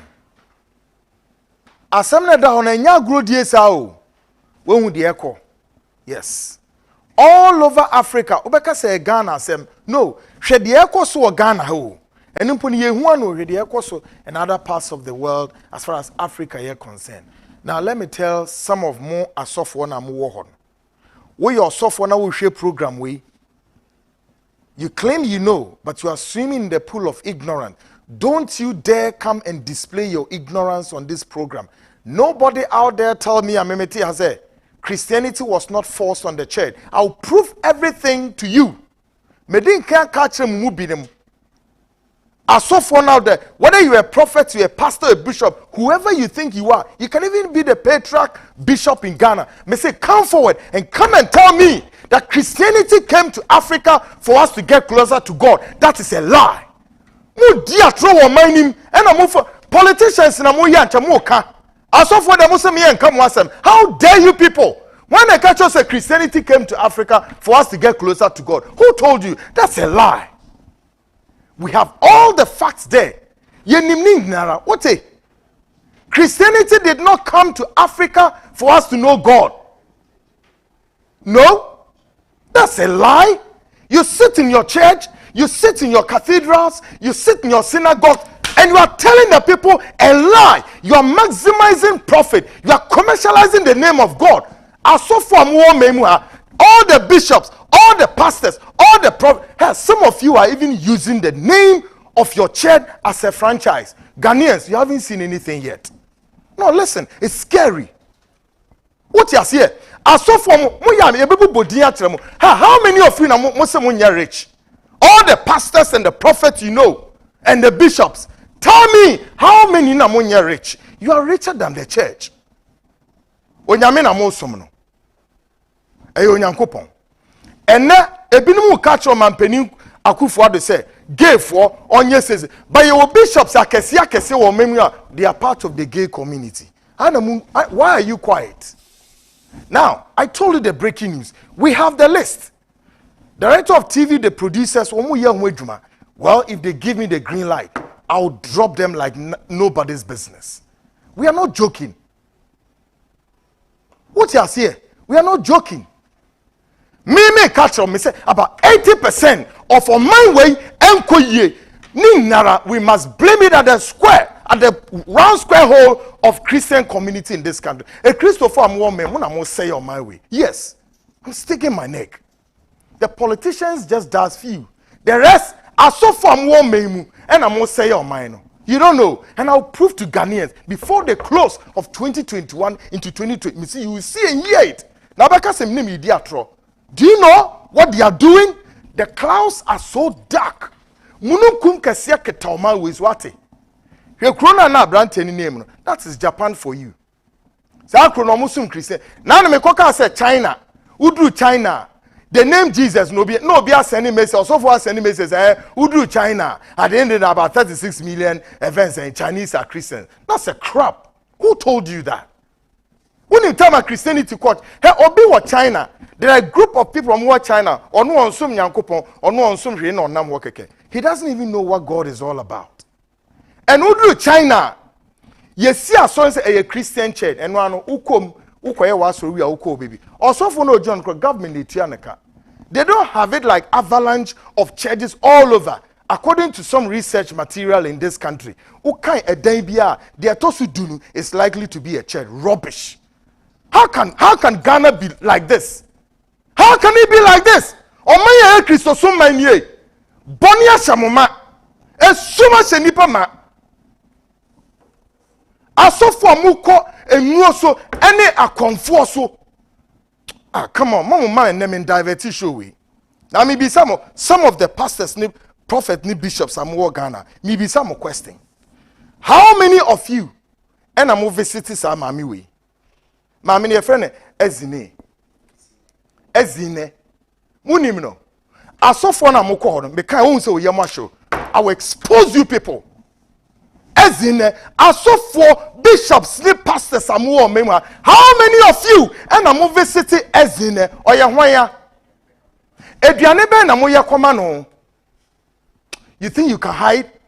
Mo de mon komun ro nyina so. Na monya enchantment against platform way. Enemy chairman Kwame Japan, but muntimi da. Onyame wo ho, muntimi da.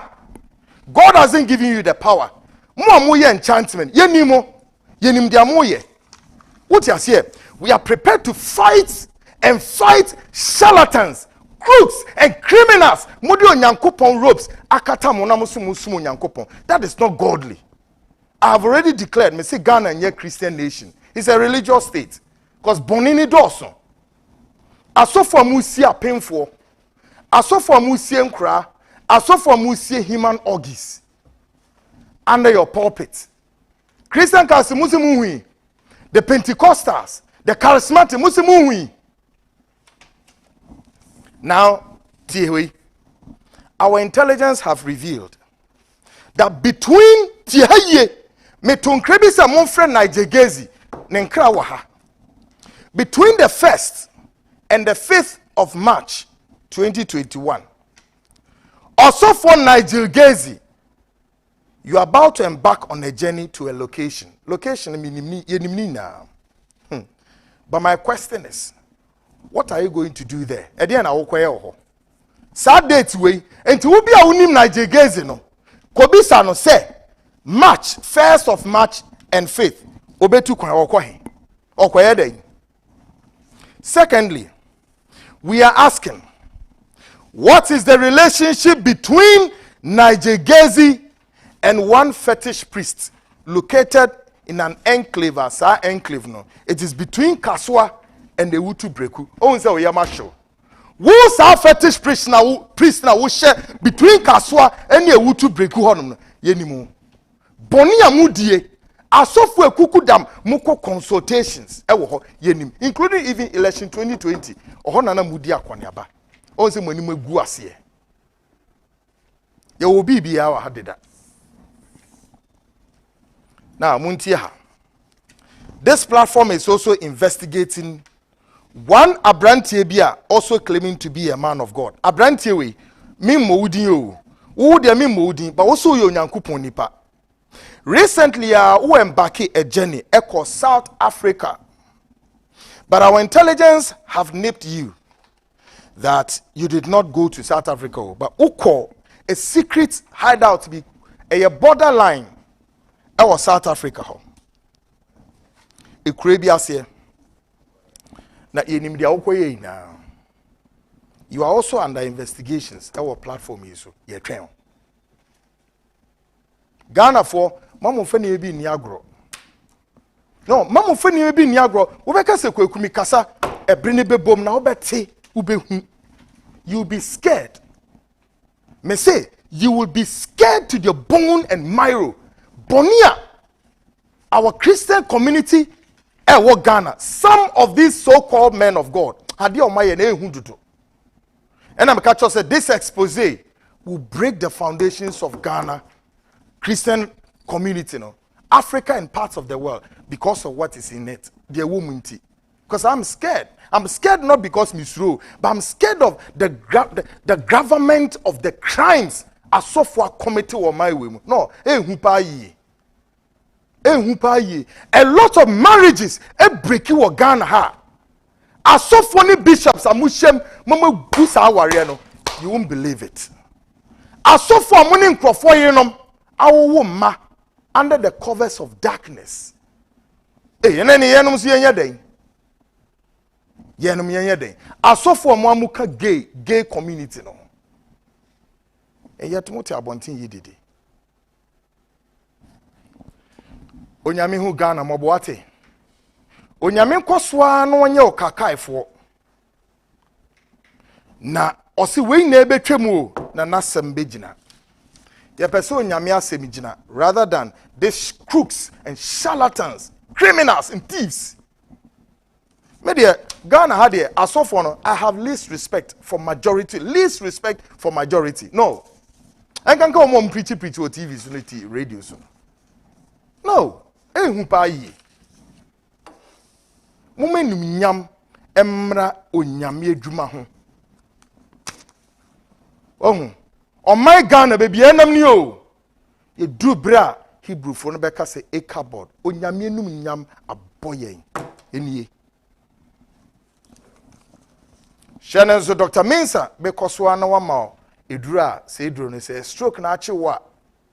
Untimi nante papa kasa no nya papa e special eduro na me recommend am e Sameng Retiment powder no kama sansu immune system booster. Of course, in row 4B ka ho I a Samenco capsules no be fight against cocoa piles. Sameng men's capsules no e memma ye gina ho dede ne kasa intimi nya adwuma. Bomodiana no msa Sameng capsules no be na menhwa dem.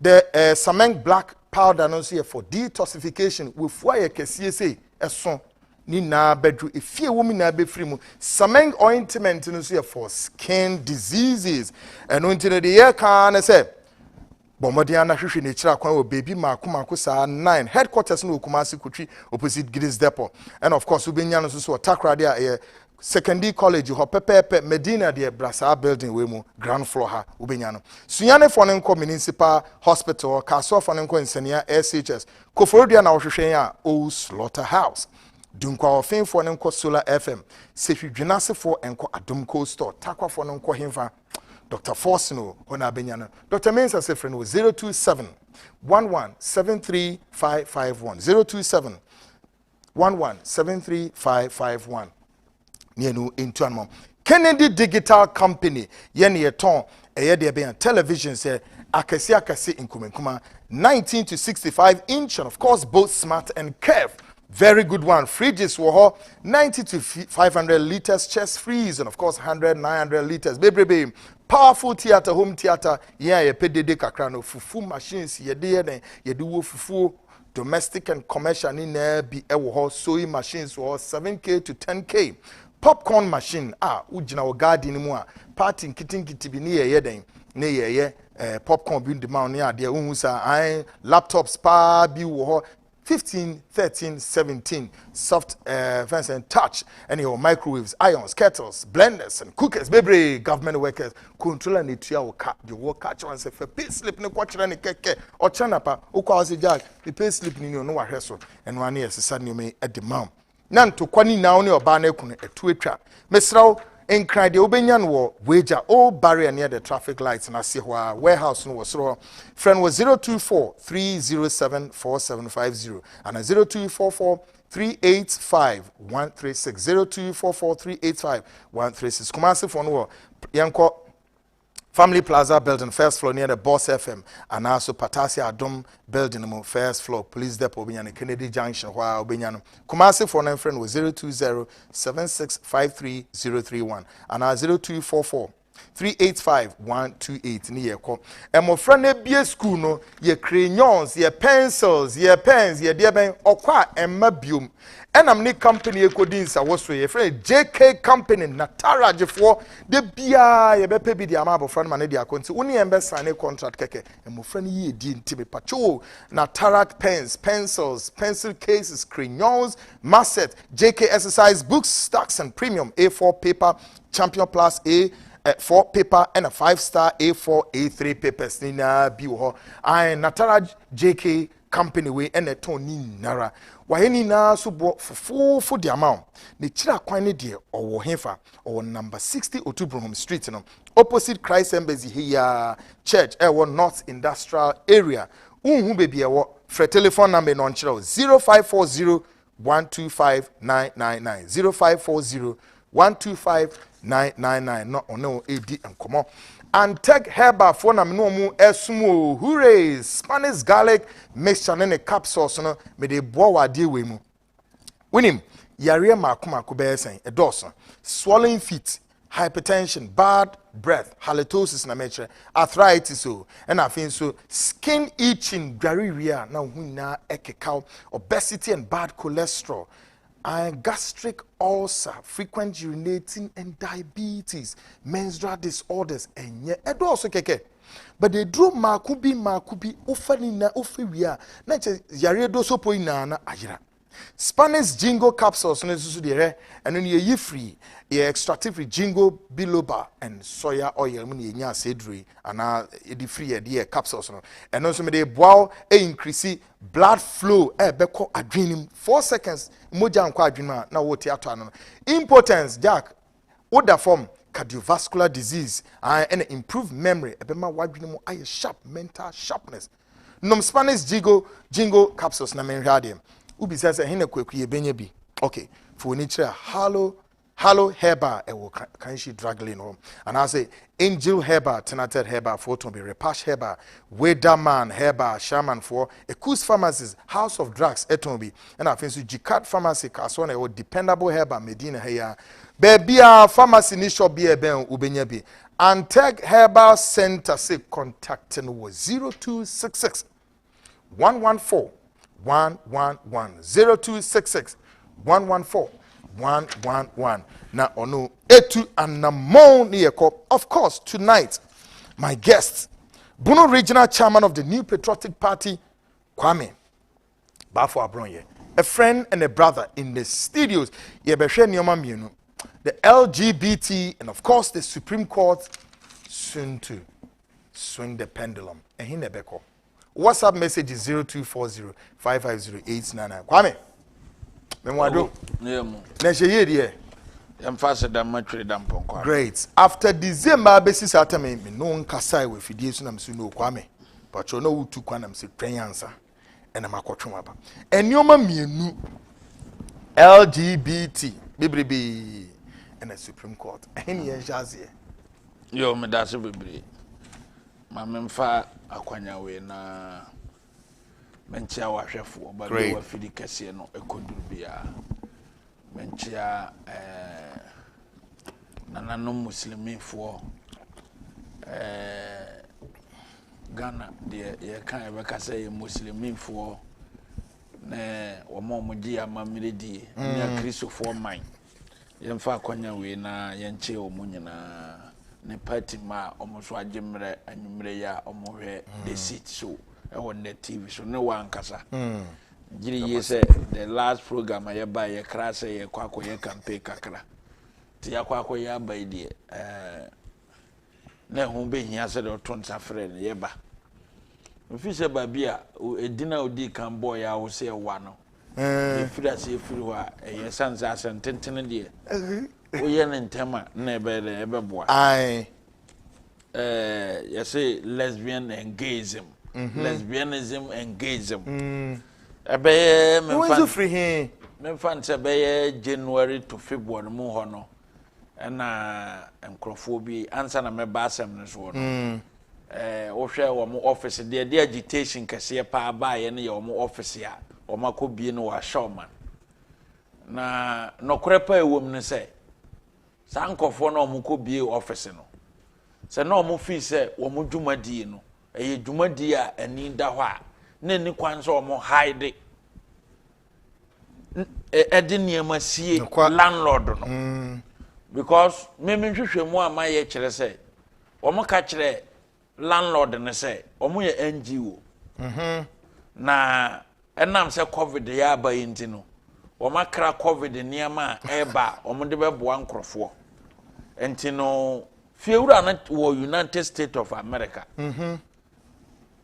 ntino wo hwe ono so ahumobro ne covid ho ayi se mom dan kase esi ho na se mo se niema e ba mo de begum niema ba NGO amo ba be ye na mo de covid ho niema ne ho nuru be konkurase ne ayi aja nipa ntina ye bobra se ye bobra ne se ye se ye nwini nipa ho de ya na kyese abrabo na wo bo no fa so obi ani so enti fiewura ne de na dwene mo pamu ne nsema nkrofo we ekaye na odi fie ne ye den ema odi we $19,500 no mu fia yes ebi omu we ye nra ne nnem ntwehwemu amaye they paid $19,500 no mo de ma fiewura no say ye covid ho niema no mo de yes so mo dada fiewura no mo dada fiewura no man kan say so mo se ade na mo ye no eye papa muni asembe na mo ka kire fiewura na ode dan ne ma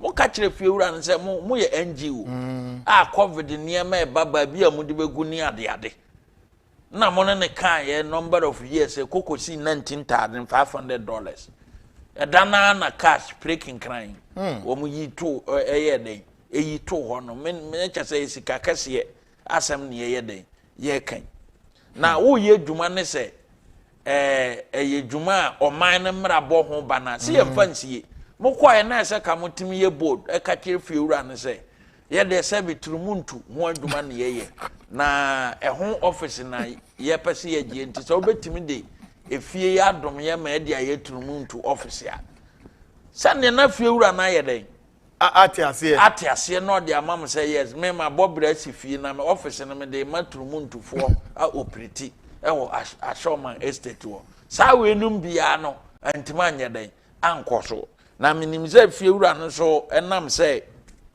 no koreka ama mafam no no so ba bia nyame de na duru no obehwe nyame anim ne na brabo opese na no warefa na wo musika ye den e de amam now come back to the core man for ye say ebinum enipa kakra mati ebinum interpretation ebinum de man say omo wo right say omo wo mra wo kroma ye ma omo kwan na omo operate kwakume kan wa fidi kase so enanwumere so obi command lawyer ni bia sika na say lawyer ni gi sika ne hye ne botom na obeka no wo Ghana ha say gay for ana lesbian for ewo mra ebo mo ho ban wa ha sa lawyer no ye study illiterate yes Kwame o ye study illiterate ye nimra bia wo krom ha lawyer ni bi ba kwa akwaji sika hye ni botom na wa famra no a interpreting said o sipe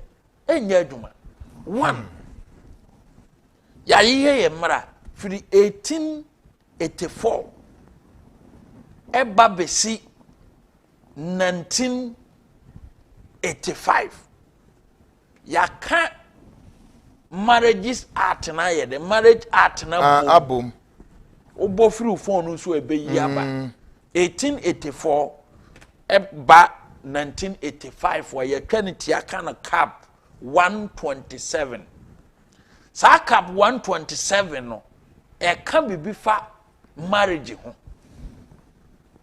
na yakase marriage ya sa unya kase marriage se pe ho e na ye ware ya sa mra no so ne egina se municipal council se district assembly se court na obekọ akọ register eye cap 127 no so e na ugina na wakọ akọ register wa wade no se eye customary or under the ordinance ana the Mohammedian marriage no ye wo awade no mu miensa enti wenum begina he mem anani asemtina ye ba ho no that is why me ba be ka say omuni right bia okroma Ghana ha ye wa awade miensa ye wo the customary marriage wo ho ye wo ordinance marriage wo ho ena Mohammedian marriage no nkramofo de wo ene miensa ye mra na ye dai agi atumu it will be a very sensible question say ye ka say bema ne bema nware a ebe follow under ordinance ebe follow under customary marriage and ebe follow under Mohammedian marriage nkramofo no begye atum se bema no bema nware na nkramofo begye atum yaye no nkramosori damu. That is one point. O kan sa cap 127 na ye mra na emra ne kan pefe say ye ka se marriage ya marriage ni say one party must be a man, the other party must be a woman. Yes.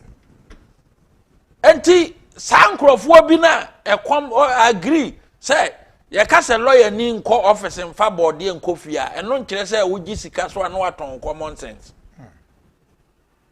So what you say? Enti no mo say ye mo kwan na mo nware. Se ye mo kwan ne so mo ware a cap 127 ye ne den because mo may yire mfi say o man ni sika ene ye de ye sa amra we. Sir.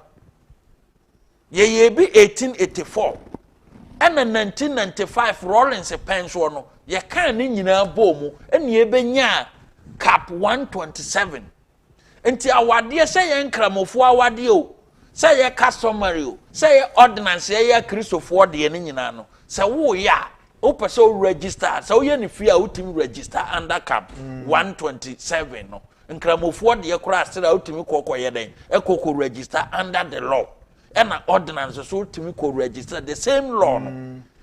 Na register of marriage no. So Kwame ye register. This is common sense. A law na ye common sense. It's one more articles. Omu says amra we wo because what say your mom kwan mom nware fine.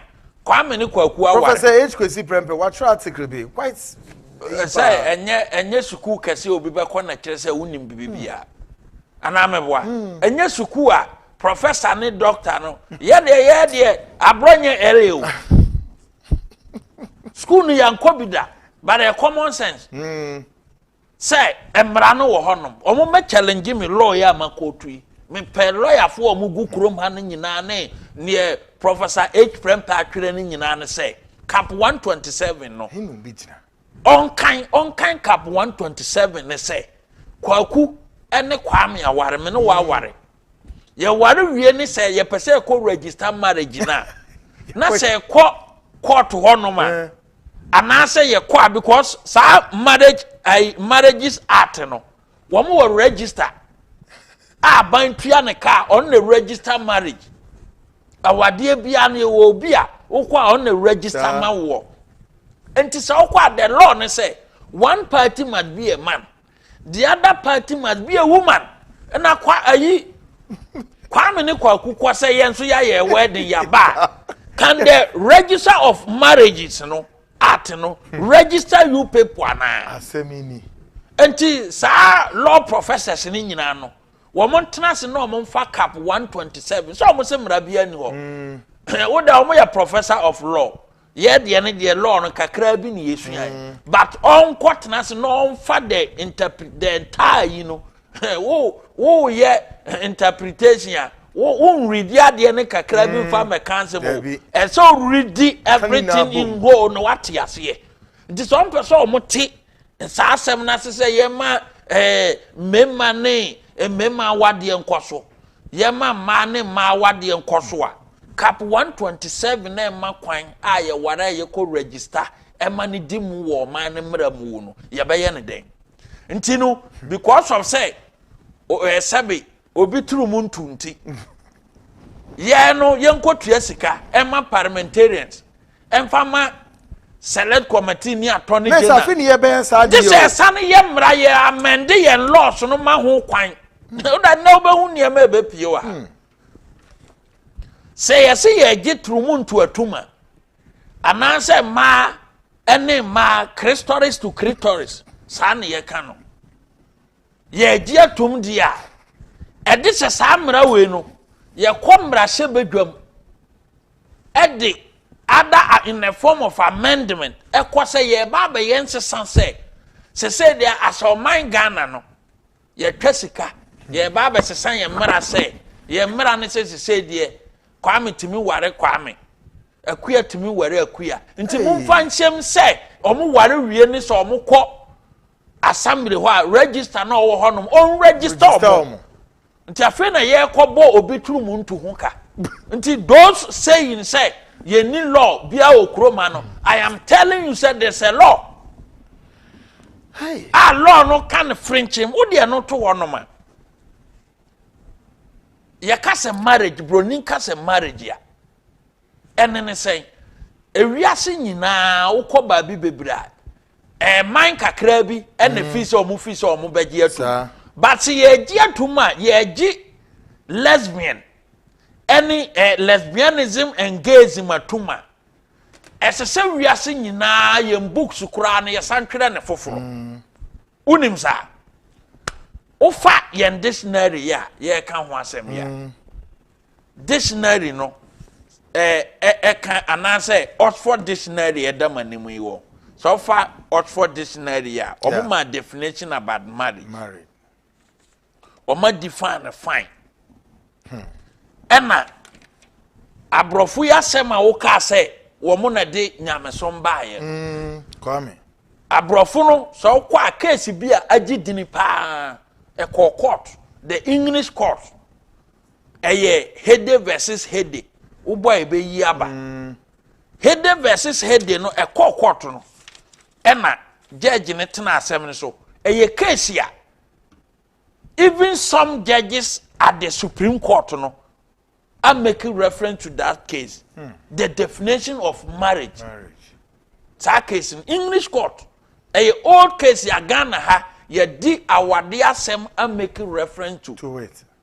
A authority. A authority. Ya di cases bebre I'm making reference to recent case bia e koya maame George na Wood kura netna se and case ya omo ma judgment Mensa versus Mensa nyina no omo make reference no omo ma sa definition no sa Hede versus ayini say ye ka marriage ni say bema eno oba ye den aware eno na ye ka no say ohwe ayi judge na o ma asem no obu asem no Lord Penzance. Or say, I conceive that marriage as understood in Christendom may for this purpose be defined as a voluntary union for life of one man and one woman to the exclusion of all others. Hey. English courts. English court. And as a case you are begging yini.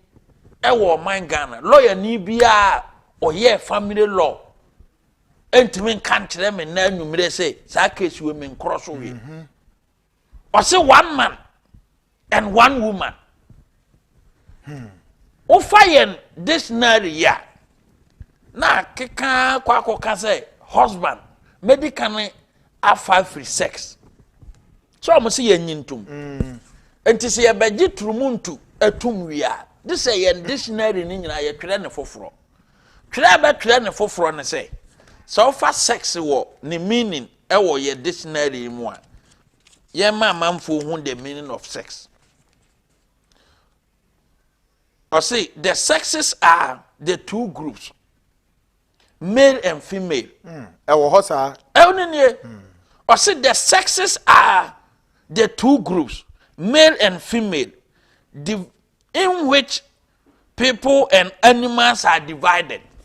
Ya wo mom wo animals are animal kura no. Dictionary ni say aboa be ma na so for ba. Eni kwan so fa aboa be ma. Entimi nsi. What you say? Entimi nsi. Dictionary o mo twere dictionary we. Atima kire musa. What you say? Say Ebasa or say ye male and female. Eba nipa fama eye bema enu oba. Eba mwa famua eye aboa bema ene aboa ba. Enti no si eba beje sa nneema no nyina tum wi a sa abrofo we no obi turu mu ntuntini ye ba twere we nyina afoforo. Kwakuso atemase ye betwere saa nneema we nyina afoforo And ye cast a wife was almost say a mom worry. Almost say Yantia na Kwame ni Kwakum worry. Yantia na Kosia and near Kosia some worry. Yan read the definition of so munya worry we Ninja say baby husband and wife. Yes, Anati. In the name, you read the definition of wife. Okay. And the definition of husband. Husband. Near fan cancer, near say, a baby, yeah, very good analysis. One, say, Broninka say, wife, or say, a person's wife is the woman they are married to. Hey. Woman. Yee. And to some person, yes, I debate where, ye buy a palm woman who say, none of the woman. These are some of the agreement here. Who drew court to a better man make a so CD. Into whoever over canny, Babia, Gina Babia, Casse, or more right or more right to piano. Woman agreement never follow flat. But Kwame Shano also from there, including Kraka America for DJ Gusso. Miami na hwenye a few people are you beba ho na akwadwo musika you feel say America kuro na eda honom no a Christopher Doss pa and me no kasa sisi no the appointment of the transport minister ama Christopher na dodo na ayeden ebu afu because we gay the executive instrument no Joe Biden issued their council Niama tram ye de brage asin nyina no a we ni ba ye watwatwa ni nyina mu. That is a huge tension in America. Yes, tension kese pa na ekoso wa America. The people there are not happy because omu nimba bia unya resources free. And these people no ye ka say money. They have money and they can buy anybody. So unyame a wosom no enia ehunye dena ya beto easy enti say this scenario ya use your course school mu no o ma kire ye the definition of a wife ama from class 1 to a unity professor H prempe eno omo ka ho no ye bisan say who is a wife wa na no so say kwaku nware ye nya omo no omo nware a who na be your wife na who na be your husband. And at this night in Amayati say, a wife is a woman. And how come say, after the yeti area sieno, ye that's sorry ya, a wife na babe a man. See, I see a senior dear at the professor account one. Me de me na me means no professor. Me na me na me nanti me de na professor nanti. And ye PhD as a mod the chairman amempe.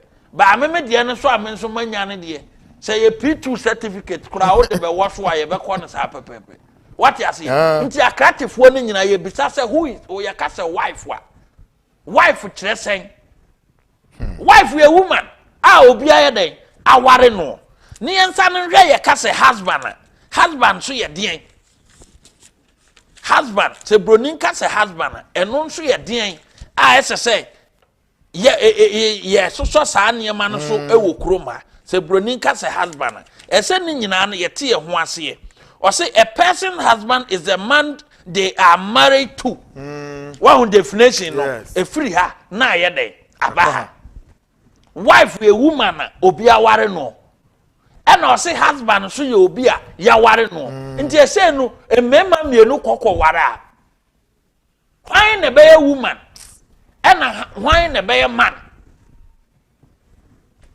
when you na ye issues ntimo tena ba bi na se mo say wo mo right now no alayafo binum a mienu miensa bi o makwaje o musika say o mo kotu article 21 that is why mo maye nka say binum ye study illiterate but the duru ba bi asa na ye be ka no ada so bi ye study illiterate na semi Nina be qualify omo. What tete dudu onwa so no Ghana he afi mpenifo pi na ehihiem political parties mu mpenifo pi ehihiem afenu bebre journalists fo hiem bank hiem afi adena ma ayehu yi it's the issue no say obinum na edada omo say they have the right that is why numere mama the marriages act I just so munis are right no ye man ye nye ready say be sesansa amra no se bi omo dada omo gi omo sika di ne nka nkere omo de ya I am telling them me pay a lawyer for no omo support them say I'm ready for the debate.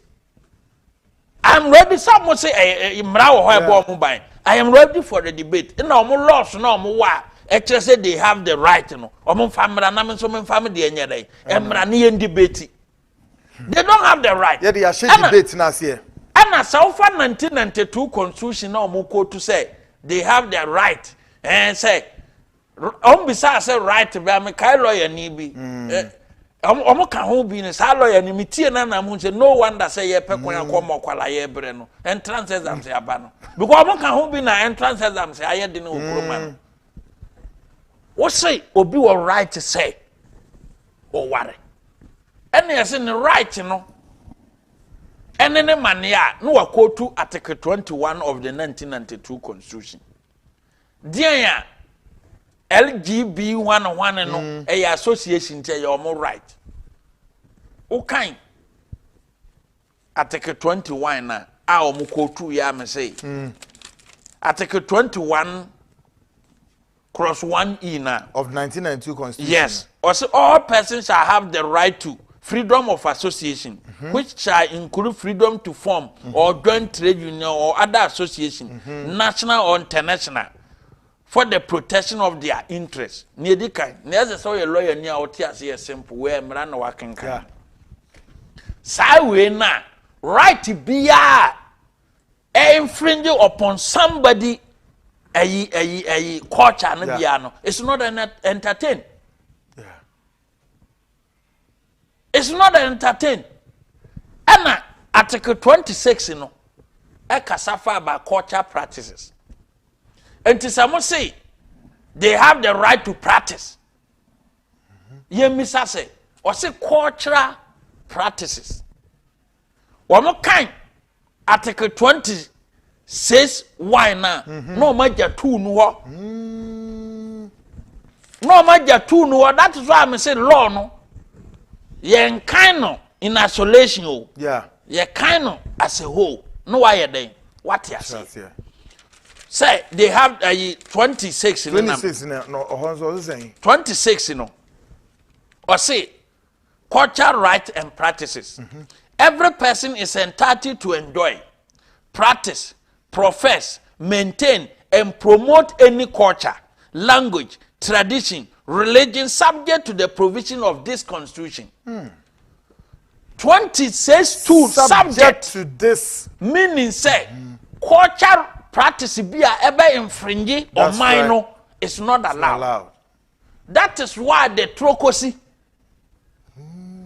okay the trocosi practice a culture practice it infringes upon somebody fundamental human right. And on mining in our cassette, and ye amend your criminal code near laws, no, and I then, abolishing that practice. And you know, you say culture practices, utim practice. Now, practice it yet will be far who dear so no, it's not a lampacho. The question here, under Article 26 of the 1992 Constitution, no. Bema ni bema da a culture practice. Ghana. A culture practice. Natie Article 26 2 no. Near all cantoas. Omo kana no maja o. Wono saw your lesbianism no gayism. Ebia no ho adwene na o na buku mu de ende yemfa no ntonche. Kwana obefa so awe oto de awe oto. Na mo wo se eto ye ma kwan ne ye legalize eto mra pa de okroma de ne ye to kwan enya adwuma. So can 26 2 na. Or say all customary practices which dehumanize or are injurious to the physical or mental well-being of a person are prohibited. 1992 Constitution American. Or say all cultural practice, customary practices which dehumanize or injurious to the physical or mental well-being of a person are prohibited. And someone say more for the word practice culture practice the phrase culture practice e dia kamasem de say mutimi practice dia o say practice bia so injurious. That's right. Dehumanize to the person help. Mental ni ade saade we nu unim say de yade bebre ene no yade wo homosexual mu ene constitution say practice bia ye culture practice bia ye de be ya e de yade ana de adwunum kan beba no ye Ghana ha no ye nsoso so a Christopher a womu hweye na anwumire no ayo masem ye nyina ya sem say ese so mo ne sori nanano muslimifo ese so mo ne sori nanado danko akofo ado making a categorical statement say entertain sa niema ne bi ye ya Christopher ye support because ye 1992 constitution no unumade be wo constitution no hade bi omo ye twere constitution ni say Christopher man sa na ye twere constitution no ye twere so hwe preamble na wo de se wanya daje ahwe Yeah. Preamble no omo ka asem wo preamble no ye twere ye constitution ni say Christopher man o say the America for come asem in God we trust. Ya de no so tie the Constitution of the Republic of Ghana in the name of the Almighty God. Kwame Jahomeba, in the name of Almighty God, ebusia asem na quite scary. Me try me ho about shortly. Me ba President His Excellency Adanko Akufo-Addo so a statement, me boss statement na mo na Kwame atwaso on the front line of LGBT, and of course we trigger further debates to these issues where would gay and lesbians, bisexual, whatever they call themselves, where will they have a place? Will they continue to maximize their preponderance, or will just decide to submit? All these and more coming up shortly. Of course, after this short break, I'll be back.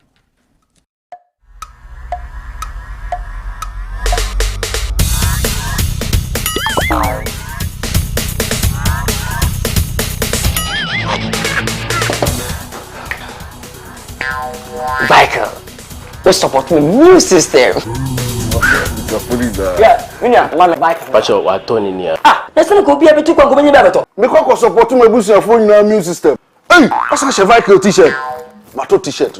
Me pa ba be fan kan no. Ni t-shirt go mama. Boss, champion, Mr. Willie one. Okay. Michael, I'm supporting a new system. And your well-being. Vico 20 is not suitable for children under 12 years of age, pregnant women, and lactating mothers. A quality product from Joy Herbal Center. This advertisement has been vetted and approved by the FDA.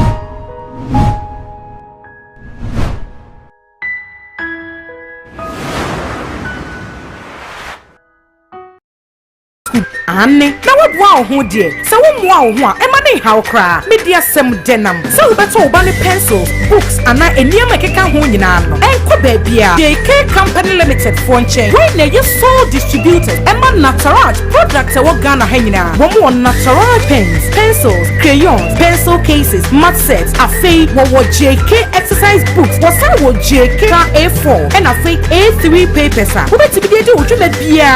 Ya wo hia paper e de JK Company Limited truck.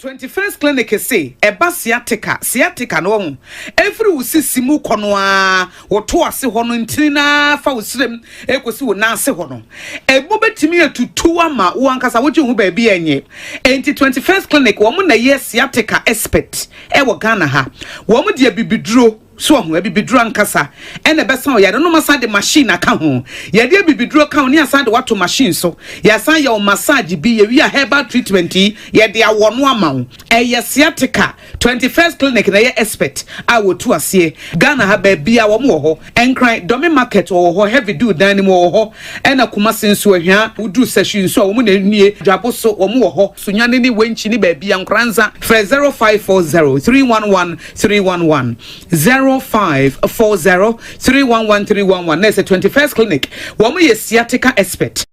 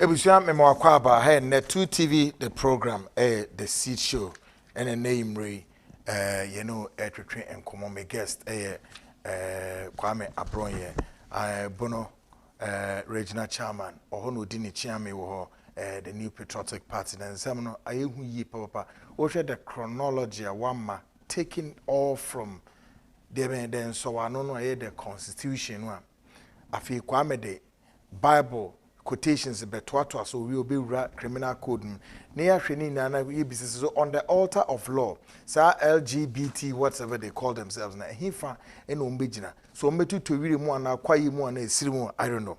New Life Homeopathic Clinic may recommended the amount because symptoms of gonorrhea infections and say chlamydia and say syphilis and any kind of STIs be including say ube kokra na wahwe wapo mudin say yare bi small and say no and on may recommended the amount we nye ne kira kwan dance man roundabout ho udru abisubia Ken Solomon or kwase on a New Life Homeopathic Clinic and so udru dance man inside the roundabout go filling station bisa ubia bachelor New Life Homeopathic Clinic na ko no ntimi emma special treatment what say unko yensu freno na ye bookings na head 0244 09 3593 and 0203 335439 0203 335439 na ono etu anamom fever malaria jaundice diabetes Rota natural product in young Cambomo, not just anemia, ye cure malaria and typhoid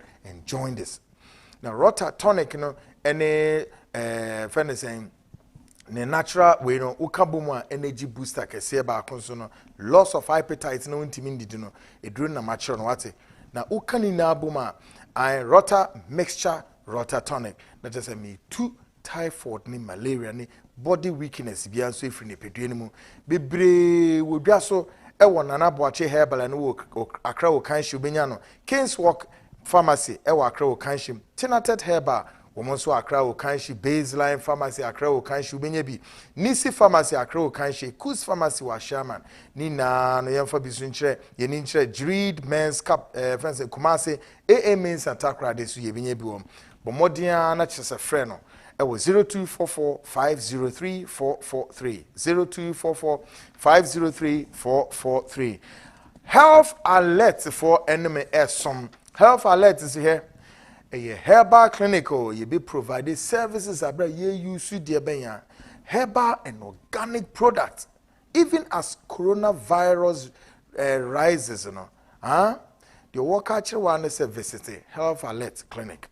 Near mouth thorough checkup, what especially say underlying conditions will be a winipedium, dear benya, chronic diabetes, chronic hypertension, stroke, numbness, waist and muscle pains, nina the machines, a better term, or also prostate issues, menstrual problems, burning sensations, unemu, and in the pediani now, who show say, draw naturally into me who now feels so chronic body pains and waist pains, nina yarea, typhoid, bad cholesterol, gonorrhea, syphilis, dizziness, and white, wintimiso, and now. Free hepatitis B screening ye mauno and the nature say ye free what ye free at the amount your ultrascan and machines or any massage and physio machines be laboratory service or health alerts in control yen shall see near shall say Monday to Saturday 7 a.m. near Pont a nunum. Your location was here Medina Post Office behind the First Atlantic Bank, Accra, Obenya. For health alerts was 024-251-8893 and 024-251-8865. 024-251-8865. Health alerts clinic or say let's go herbal and go ahead transport and so a repeatable company on also someone say opese running taxi and now opese running Uber service, any of them, including airport transport services, and I've so all kinds of management door to door near the Nina or Medjuma, or cab, or saloon car, nice one, or tipper truck, or sprinter, Yevanye Juma, Bosome, and an hour train near 12 Skadi account. Because who person avoided drivers or mass or the car no quite none of the problems bro.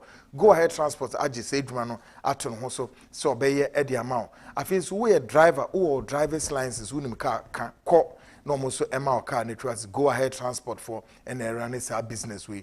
From 0244-911-939 and 0546-733-672. Now woman any enko. Kwame Afi now Obama me quotation and as your criminal code no. Ye be bobo ne nyina afra. Great. Unim se o man ya yetim wo. Ye o mra se wo ware unua. Hey, offense. Serious. Yes. There are lots of them happy. So kind ye mra. Who ware unua by incest. Yes, that's the word. A criminal offense. So we section 105 now. Clear. O ware swaba incest because of mrante tie hwe se wonim se o relative no wa ware no dia incest. O call phone no so sisi ya fin somewhere 2013 o boy be yi aba. Pastor arrested for having sex with ghost. Goat. What I say? Goat. Ewo abisim nkran. Uboy be yaba, he was sentenced by the Free Pre-Circuit Court. Uboy be yaba 2013. Pastor arrested for having sex with goat. Ebe yaba. Adentina. Pastor no. Sebia. No. Nyankuma dibi se na ne komfo bi na ka kire ne se one aponche nkoda no mfan ona sore mfan nyina. We call the pregnant goat too. Pregnant goat. So sorry na dia ba. Pastor arrested for having sex with pregnant goat. Mo okwase no kura judge ne sentence no. Judge ne be ka se onu nti se obefiri ase awe face. Me can get you more say the founder of a community church, the Holy Spirit Fellowship. Correct. At Yaomere in Abyssinia in the Bono Ahafo region has been arrested for having sex with a pregnant sheep. The owner told police he heard the sheep bleating early this morning and was utterly shocked to find 20-year-old Yabua Godwin having sex with an animal. Omo de ne tumu 7 years. Judge no your friend no ya o say Benjamin ya o say. Da obu asem no o say asem na asini nti no. Se say de nam pa your friend nam obawe nam a e de sensuo mu nam. O say de obawe nam a e de sensuo mu nam. Na ne se afem. Ne se afem say nipa. The internet speciality no anameboa. It's the same as unnatural carnal knowledge. Se binum fa unnatural carnal knowledge inti ase ne say ebia enipa na nti ase na wo ne nada anaso de akwa one place ni ade sex ne de menua se nipa ne aboa da mementi ase no unnatural bema any bema da mementi ase no unnatural anameboa enya dia yesoso se ye pe the definition of sex ne se ye no ne ye de ye adwuma dia bema any bema da etia ye mra no oba no oba da etia ye mra no ene se de yes ya ye de ya hyehye no enti wo ma o magye aginam na right no wo mu ni sa right ni bia under the 1992 constitution say right here wo be tima introduce system dia ba krom ha na de you have the right but there's a caveat obi owo krom ha bia no right no caveat wom and yes sanity there and robbers wo freedom of movement anameboa yen register and robbers association for see e betima register omo za case bi course for Russia wo kasa no wo kasa ya omo fa nko Russia ne ade case bi course awarefo no from Kobetie Kobetie versus Kobetie Russia for din Kobetie versus Kobetie omo ware 1960 omo ware 1960 no be man ware ba no wie ne 3 years later na okoye operation na osesa na omo ye no operation no na oyi ni be ma firi ho na omo de oba de be hye ho na yire na oware ne se no a breach of contract sir oti ase na odi court no okoye sa wie na osestira na ese one ba ne tra na ne yire ne ka kire ne se me ware wo no na onye oba na oni vagina a BBC amfini entina anya adwuma contract no asesa nti e court say wo munwu awade no judge ne aka kire o mo say tama na o mo ware no na o ma wade ne ye natural ubo obeyi aba o mo so tama na o mo ware no na o ma wade no ye natural na mom sese ne de awade na be ye artificial entinu wagu awade no oba no kopebe mafoforo nyene enware ogu awade no we esi wo Russia ekoya koduru Russian Supreme Court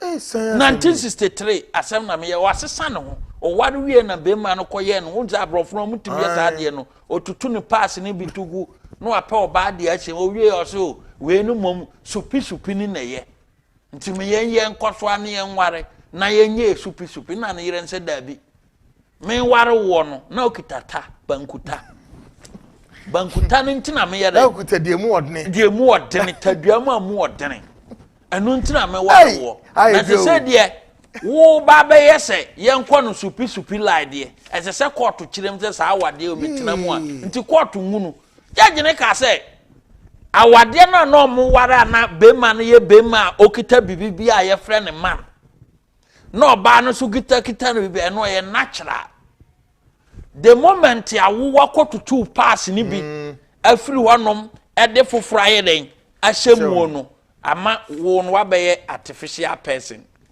ohwe ayi spellings na Kobete versus Kobete 1960 na sa asem si Russia for dini no mudi asem na Russian court no say na de na be artificial na ye ka se marriage no ye na entertain artificial marriage say wakotutu pass na tuagu atesa ho na ba ne te awade ase nti oba no nko yagu awade no abrofo na wo mo pese ye bibifo no ye de ba be share kon because wo mo no e na anya sika chenye no na edikan bi so mo say wo ma ye ready say bible wo mbetwere ne foforo ana en na ye kwhye a esa kristofo nyina no ye bisa ye ma ya nibere the moment ya yebeji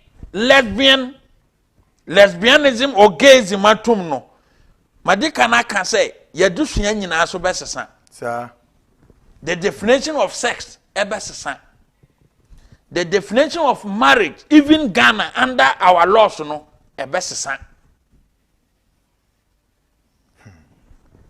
ena ye ba beji atum no nyina ye mbabura ye yusuo no so no esese ye nkora na ye dai esesa nienti America sa ne say so kind mame mau first Corinthians chapter 7 verse 2 honom no Quran 7 First Corinthians chapter 7 1 to 3 honom no o kan Paul ka say o say nko obenya nko bia anye so ono Paul unzo Paul no aye no fada nti na ye adwuma bi me ne wadwuma bi ehu ma ne ani kan kurukuru na Paul nye bi ye me hu dia mehwe ye ni o man periku for kra kan say na ma fe nem ne ade kwapia ya boa se won kwapia ya boa nyame na nani ate nyame na nani ate nyanta ma na mo wo ni kra untimi hwewie se kra de ye for so ase ye mmon kokra ntem ko mo ba no kra na mo ba no de se no ante wo be save sika to asem no ane no nti wo ware customer de otum ware mo o just sa wa de na emiensa mo pe ordinance no mo pa ba here pe customary wine no to also yeah fa chairman de no chairman say chairman pe customer chairman so pe customer on pe wedding de no o just say on pe barricade dia o fa First Corinthians na o say Paul yes say Paul ka say o say kamenya nka obia anye se me Paul sir nanso o he ye nye obia na betima yes no Paul no na tie ni o kan ye o say now for the matters you wrote about it is good for a man not to have sexual relations with a woman but since sexual immorality is occurring each man should have sexual relationship with his own wife. Each man should have sexual relationship with his own wife. And each woman with her own husband. Nti enipa mienu wasem ne Bible so no ewiase nyina ye ka se enipa ye ka se human being na eye ba no be ma ana Bible ne se esese be ma bia enya ne ho kani na ne mo kasi ani sa opia na enko no wato obu ase lawyer Moses ani na wato to obu ase goro ho na wa boso yi ana wasana kase ese so ba bia so ye den unya be ma oye ho kani yenhwe Genesis uwe Genesis honom na eno so ka bibi kakra bi wo honom entino se omo se ye omo de saade ne bade a so fa Genesis 2:24 honom na or say haven't you read, he replied, that at the beginning the Creator made them male and female and said, for this reason a man will leave his father and mother and be united to his wife, and the two will become one flesh. Mathematics back or Bible no. Yes. Hanipa mienu wasem na what a man to man. Debbie, and you was Samra we Genesis 2:24 no. And then the marriages act Ghana ha. Emrani ni nti Professor Kwasi Prempperson kana omeji. Ebia ni marriage certificate ayira. Minya sure sir. Ayira because say oye or marriage certificate wo ha. Ko be hu say cap 127 no. Yen register bema ni bema awade. Ni marriage certificate ayira. I'm telling you for a fact. Any lawyer biya obeka say wo gay for right near the sa lawyer no ne marriage certificate ayira because cap 127 no one party must be a man the another party must be a woman and a Genesis e can say eba wade asema oba any bema eno na e dia ye mra ogana enti mra ni ha bia no azan nada enti no say yeji sa nioma wetuma bibia wo baburu mu bia kasatia lesbianism any gayism bia no ese baburu so ye twere ne foforo na hwe ne ya nkrofo bi kita adwenboni ya ne se ye twere baburu ja obo hu se do mbesi atwere no ombeyi bia frim edi bia tete ho nyame asem so enyi bi nyeren emfrim ne emfa bi nyeren enka ho nti se o mai ready say wo mu di bi be ka ho ana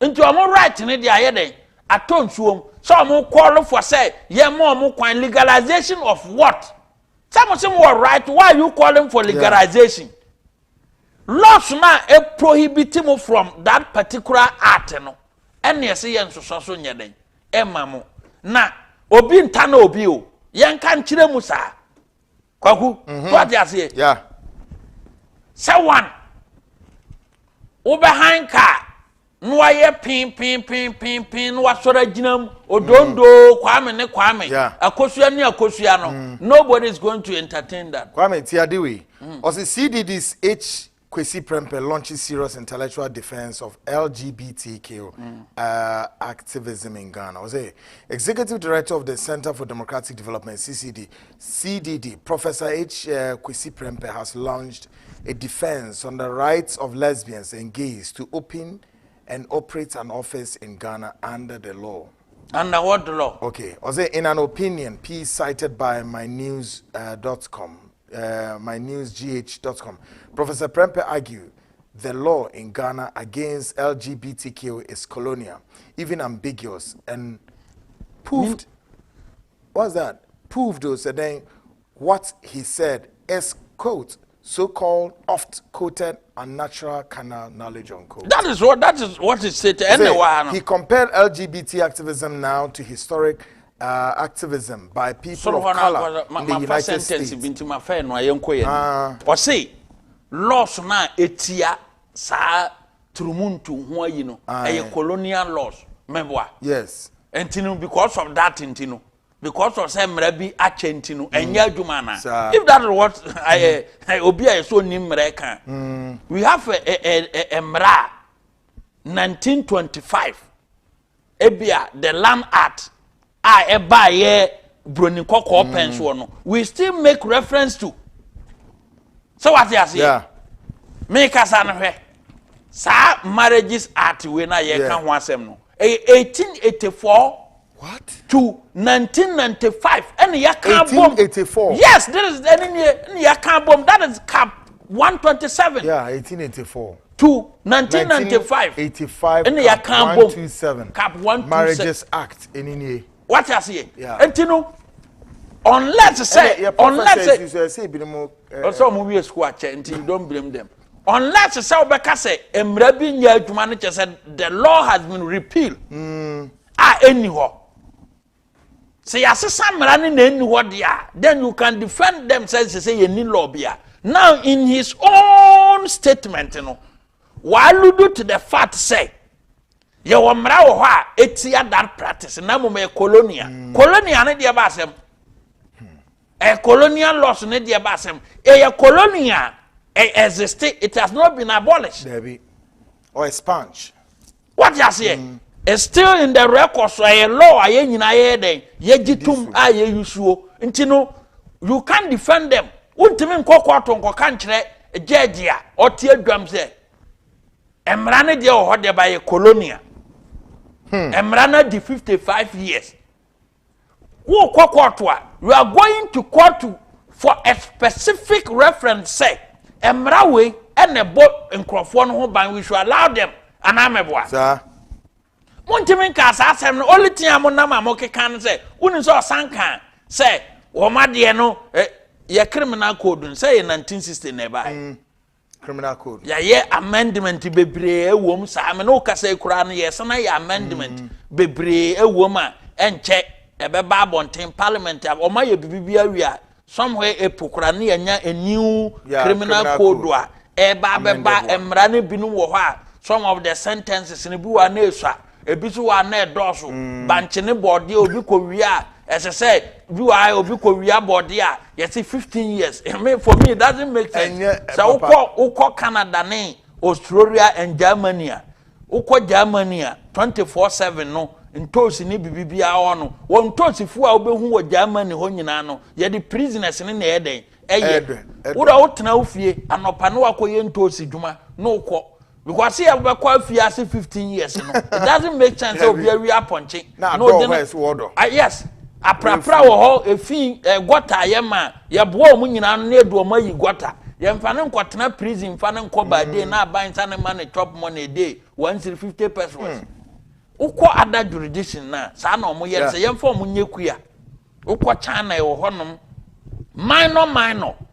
minor crimes na e koto no bia ye do omo ye afuo you go to Egypt ye abotan ye ba de ntina bone wo Egypt ba de na 24/7 nuane ye den e wo Egypt chan ya ye wa asase a abonim sankofo mu di bone ne bia no ka na wo atwika lesiri wo twika basa ne mra ne fine wa wo de tenase ye de wo be kwa afo ni akotwa bia 2 acres amaw dua buro ya kotwa 2 acres amaw dua bode na do ho famaye ntosi ane ye twa 1 acre amaw ye ntosi fuo fama aban sanche ni nyina na anda nanado danko akofo adoba yahu se ye criminal code no ebi wo ha punishment no e wo so da hu ye ebi so wo ho de sese ye miam ebi so wo sese ye ne times 10 omo ye ni nyina ye benya enu but eno no bia nya maya ye nya professor of law man me kan kire se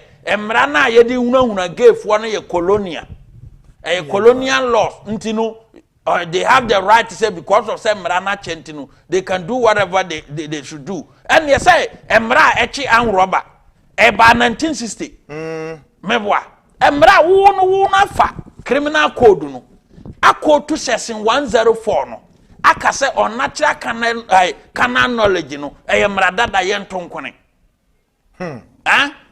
the same criminal code na ba 1960 korona so no ewom say yekum nipa obi kum nipa ada say obenya mfie bebre anaso obedam ne nkwa na nyina ene de wo se ye nke say why pick and choose yes why pick and choose ana my o defend wo baby say wo ma yini de say association no matter it's not an association wo ma ba bontia ba be ka say ye mo kwan no mo nware meaning say a practice bi o mo introduce and that practice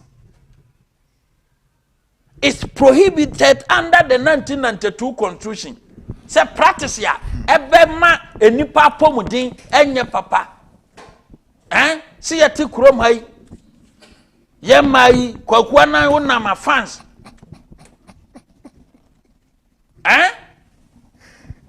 ma fine wo kurom ha awu asese ye nyina ye sori etia saade no tie ye wonipa bi wo ha ohun sika waton na adwene yes ena ye wonipa bi wo ha office ni pedigree awakwa aduru no asemba na okoko kan bia ebe ma nipa tie obi antie sa asem no nkrofo bi o makogi sika nketenkete bia say yade adi ni aye we are not going to listen your position no eye clear because nanado danko akofo adoba aban mu 2017 no we get the kind of economy I inherited ya nyankopon ene akukuduro ene Ghana fo mpaibo ene ma uni so mba 2017 ye ba aban mu foforo no and they have been doing that nya Ghana nko o babia change of government bia beba no e wo wiase nyina no no makọ trying to meddle with enkrofo and have their way no mu disika e bia wo behia sika dia ye onema pese ba aban mu foforo no na January March wo na dum so edin ni ehia $180 million ekwa kotua Nigerian gas na omutwa mu a na dum so kunkrofo no man Ghana 1957 yenya independent no na Ghana de ka $180 million yenya sika ntua wo Nigeria nti omo man gas e man krofo adwuma bo wo mo na wo ho na se gay fo aba say we are ready to give you $1 billion allow us to operate here.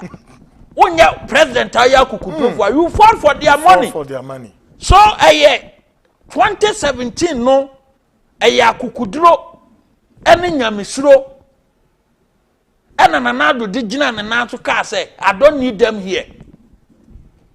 But sen kananado shall run. No say I need money to implement my policies. Me sika tuya Nigerian gas sika now my ready say billions of dollars ye no say that you don't need it. Jesus Christ. What you say enti wanye no ma kwa da no mo chise say there if say ya try say be influence president na nye ye dia ye mpempanfo bi okrom ha omo wiase suku nyina omo na omakọ wiase nyansa nyina enso ne tai kora say ontimi mpompe ne tai say ontimi mpompe Kwame hold it there. Yes. Joy Herba for me recommended 20 Vical 20 immune support system we here. It drew away a bow for blood circulations and at the same time and was also never immune system na kofomwa and a bit me pigeon what's a man one day about unexplained weight losses, fatigue, cold, intermittent fever, and ye drew it produces from a habai mako oha. The beboa will nipiduate. Enye efiene busuin na edrum. Vical 20 Joy Herba for a request is for one was 0244 585531 and 0244 876321 and 0242 887996 0244 585531 no mono into anamom. Yarena yatu ni din siateka yenya ni twi din no so de machire mu eye pain kese efrisisinimu a ebekọ osiremu fisrenimu a ekoko todwenem no wosane kofom efi bedru be no wo soro kra firi mpam a enyeye yatu ni din siateka 21st clinic pen wo ho akade o osanso the laboratory service na massage ka ho de no no wia no hasan yare diabetes, hypertension, ulcer, typhoid, waist pains, gonorrhea, syphilis, menstrual disorders, stroke, prostate. Sayari na hospitals amabodi no bia yebi enti wode etewa na minim de hawo 21st clinic Kumasi na wohwe me a ehwa overseas junction Alpha Road ho ubenya no ho enkrafo no nso nko he dome inside heavy duty building ai sunyane wenchi brekum sehwi duaboso bebia western region yaba ho bomodiana Fred 21st clinic was 0546 6161 61 no enyede into anamon afinsu Royal Cap Cleaning Service for hooray professional body ye clinic asepa committed to providing excellent training cleaning services the area say more standard quality outcome we are there general and office cleaning yeduma house and residential cleaning yeduma post construction ye see dan area ahwea gu ho baby poto ye ba be yamo ye science the fumigation eka ho efi ho enkotra ni denwura no ne ade age hofa ye mra me spray ho no munya entity nto AC ne ye connect ma no AC no be afi ben wotwini ye huhuru mu da wo be CC AC no aye mu kama and afi ye science ye wet and dry cleaning and a more cleaning o shop kese emu aye potopoto e ba be yemu edwuma ma wate window cleaning commercial window cleaning edwuma landscape management ka home event ya ye wed ni wie ana ya ye eyi na wie park ni su na aye tantan Royal Cap for ebema special cleaning service o mo ho ate na unim bomodiana contact o mo weekend program na mo pesa mo ye no mbi cleaning ho ema for one was 0541 099531 and 020 8260 377 020 8260 377 one WhatsApp line here 0268 709 514 one more dummy page one salon see we leave you with a smile. My member addicted to me. One of my producers or at large I find a guy G watch a very interesting article my main headline or say dembo USA and the Western world are against polygamy. Ghana is against LGBT. Why the threat?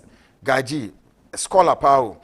On June 26, 2015, the highest court of the United States of America, simply referred to as the U.S. Supreme Court, struck out all the state laws banning same-sex marriage from their status.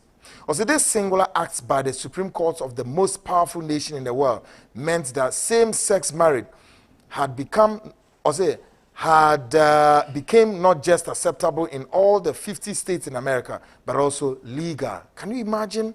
I remember that day pretty well because I was glued to my television set watching the cable news network CNN and witnessed for myself how the host of Anderson Cooper 360 himself, a gay, took the live feed in a jubilant mood over the surprising decision by the Supreme Court. It was also quite interesting watching the kind of pictures painted outside the Supreme Court following the infamous verdicts, men kissing men passionately and women kissing women passionately and hooking tongues all over carelessly abundance. Article, great article, as we go along on this program in the coming days, making kind every day more. Gaji, me producer at large, on our trust article. Now, messages have been a dozen. Kwame, Yankin Kakakrami here. I'll say, watching you live from Germany, Hamburg, Net2 TV, very credible and authentic. Greetings to my daughter, Hema Ya Chia Wiafi, Pristia, and all her. I say, wow, good education. Watching you live from Denver, Colorado, Nadu Bwedu. Kweku, it is not genetic. This is purely satanic and devilish, very filthy. Well, Prosper Naikon was good evening, Brother Kweku. Keep up the good work you are doing, Benesifwa and Ekon. Good evening, Mr. Annan, and the entire Net2 TV crew. Keep up the good work. Kweku, please play or listen to Soul Seekers by Peter Tosh and his views about these fake Christians and pastors. Eben Ofe. I say, Kweku, much as I agree with you in the most of the discussions, you got it wrong with your attack on Christianity. Yes, wolves have entered into the church, but Christianity is not a false religion. You can't say Christianity is a false religion. Also, nice talk, brother, but the truth be told, Ghana cannot move forward because it's like the blah, blah, blah people are more than the wise people. Also, our parents should be very careful for their kids, especially the youth, because these gay and lesbians people have not have a lot of money to convince them. Stephen Jenny, I love the seed show on the 2 TV, Boiling Point, and then all of that. Say homosexual dear, not, never in Ghana. Baffoe Puku. Also, I believe some politicians are behind this gay and lesbian issue. They wanted to bring it to Ghanaians secretly. Ken Abronye, please. This is our president, Nana Akufo-Addo, is the best. Trump also is the best. Trump was racist. And we the blacks here don't like him. Eric Campos say, if the white people want their gay and lesbians to be practiced Ghana, then we should allow men to marry more than one wife. Our culture allows men to marry more than one. Kwesi Santrufine say the gay men call each other my husband and the lesbians also call themselves my wife. Abronye, you are really good in the way you are speaking against this LGBTQ. But please, Trump wasn't the best for the USA. He was a separatist. Okay, please, Ghanaians, don't accept this gay and lesbians because it will hurt our next generation. Fada, and I can say, Wenchi Zongo, thanks to the authorities for closing the office of the group LGBT. In fact, Ghanaians won't allow them operate in Ghana. I have organized some boys in Wenchi Zongo here. Hey, also a BAPO or more office should please allow us to deal with them. Fantastic delivery from Abronye on the homosexualism issue and Ghanaians against it. So Nanado has done well in closing their office. Good evening, Kweku. Hope you are doing well. Great job from Kwame. Okay, both from Germany. Abronye is doing very well on the LGBT matters, but please, his remarks against our President Joe Biden is wrong. Trump was not better than Joe Biden. I didn't say he's better. He created separatism among children and their parents, and the USA has to find the children parent. We did not vote for him, but economically he was good. Oh Lord, deliver us from this mess. I stand against homosexual. Fifi from Kumasi. Hello, good evening. Abronye DC is speaking the truth. God bless my MP, Honorable Kennedy Japan. I am I am so from Asen Nyankoma. Say, Chairman Kwame, God bless you. The gay and lesbian people can go and bend the sea with their so-called human rights, and we will not accept this bad thing today or tomorrow. Last one, I'll say, please, I like the program you are doing. Keep the fire burning so that it will make Africans wake up from their sleep. And a message or they eba. I mean, you're wrap up here. Auntie, kakuye wieno. Yeah. Me fi say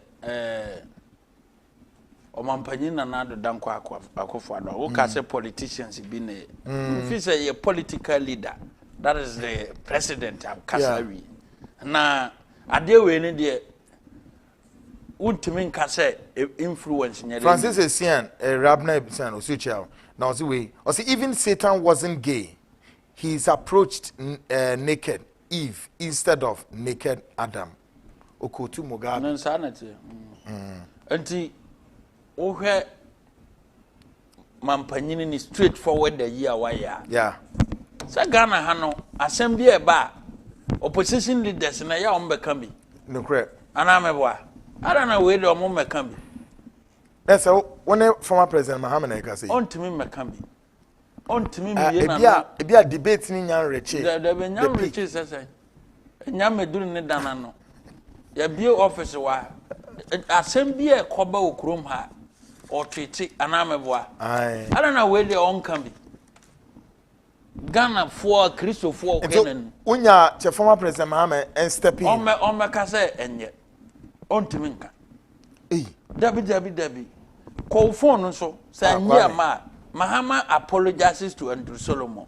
Boss enye ma. Andrew Solomon say Mahama twere ni books no. On ne pay editor man. Andrew Solomon ya ye kan asem e wiase nyina turumuntu hene. So nim no. Wiase nyina turumuntu hene. O se da ohu Mahama na no kwa ado. Na Mahama twere ni book.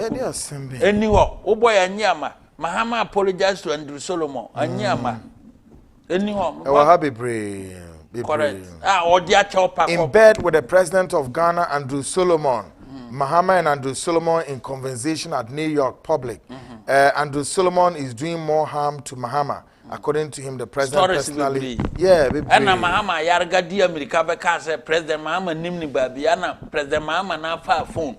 And Andrew Solomon. Andrew Solomon wants Mahama to take a lead role in promoting gay rights. Correct. What is obey denies the man onye. And 20 min because so far as a 2020 campaign no, eye concern no. Campaign ni posters ni cars o mo to ye koba nyina na gay sika wom. Hey, I do. Nti e be de ne say onipa dasani mpese ye begu na nim ase no. Wo be ba bonten say enye dabi wo be kasa enye gayfo begu na nim ase. Ba na do onyi o mo kapre onyi o mo taku onyi o mo sempoa me amenyi o mo kapre me ni o mo kana me say enye. Me say enye ibusia yedebesi has a Kwame. Japan wa ho. Yes. So debate no mo amhwe we internet no so. Na Supreme Court na say ndem ama fa. Members of their contempt. That also afa. Ontimi infama ni yeye. Adentia. Mo amhwe we wiase bia YouTube for no see epon. Yes, mainstream yapon YouTube for so mo yempon. Bono regional chairman Emma New Patriotic Party Kwame Baffoe Abronye friend a brother tonight and I'm in the exclusive 101. Shenon Zuze I LGBT debates net 2 TV ye be Monday exclusively coming. Ye the gay for ni bi ura se ne lesbian for ni bi ne no mo ebedidi nkomo ne ahwese o madwen kire no ene de hawom no mu trim po ene de ekohwese me producer George. Why so scary? Ebusia ebe nsmp. Midube say and the program proudly sponsored by all these companies when the producers no George Sarko the great staff of course Questionings and Robert Baffoe Emmanuel Adomako Kenneth Japan Kobe Scratch of course we name na boame Peter Opon Kwansa womina eka editors at large Fifi connected Guy G on not trust article and of course George Neo Kainte and Ekoneba Boating or Israel.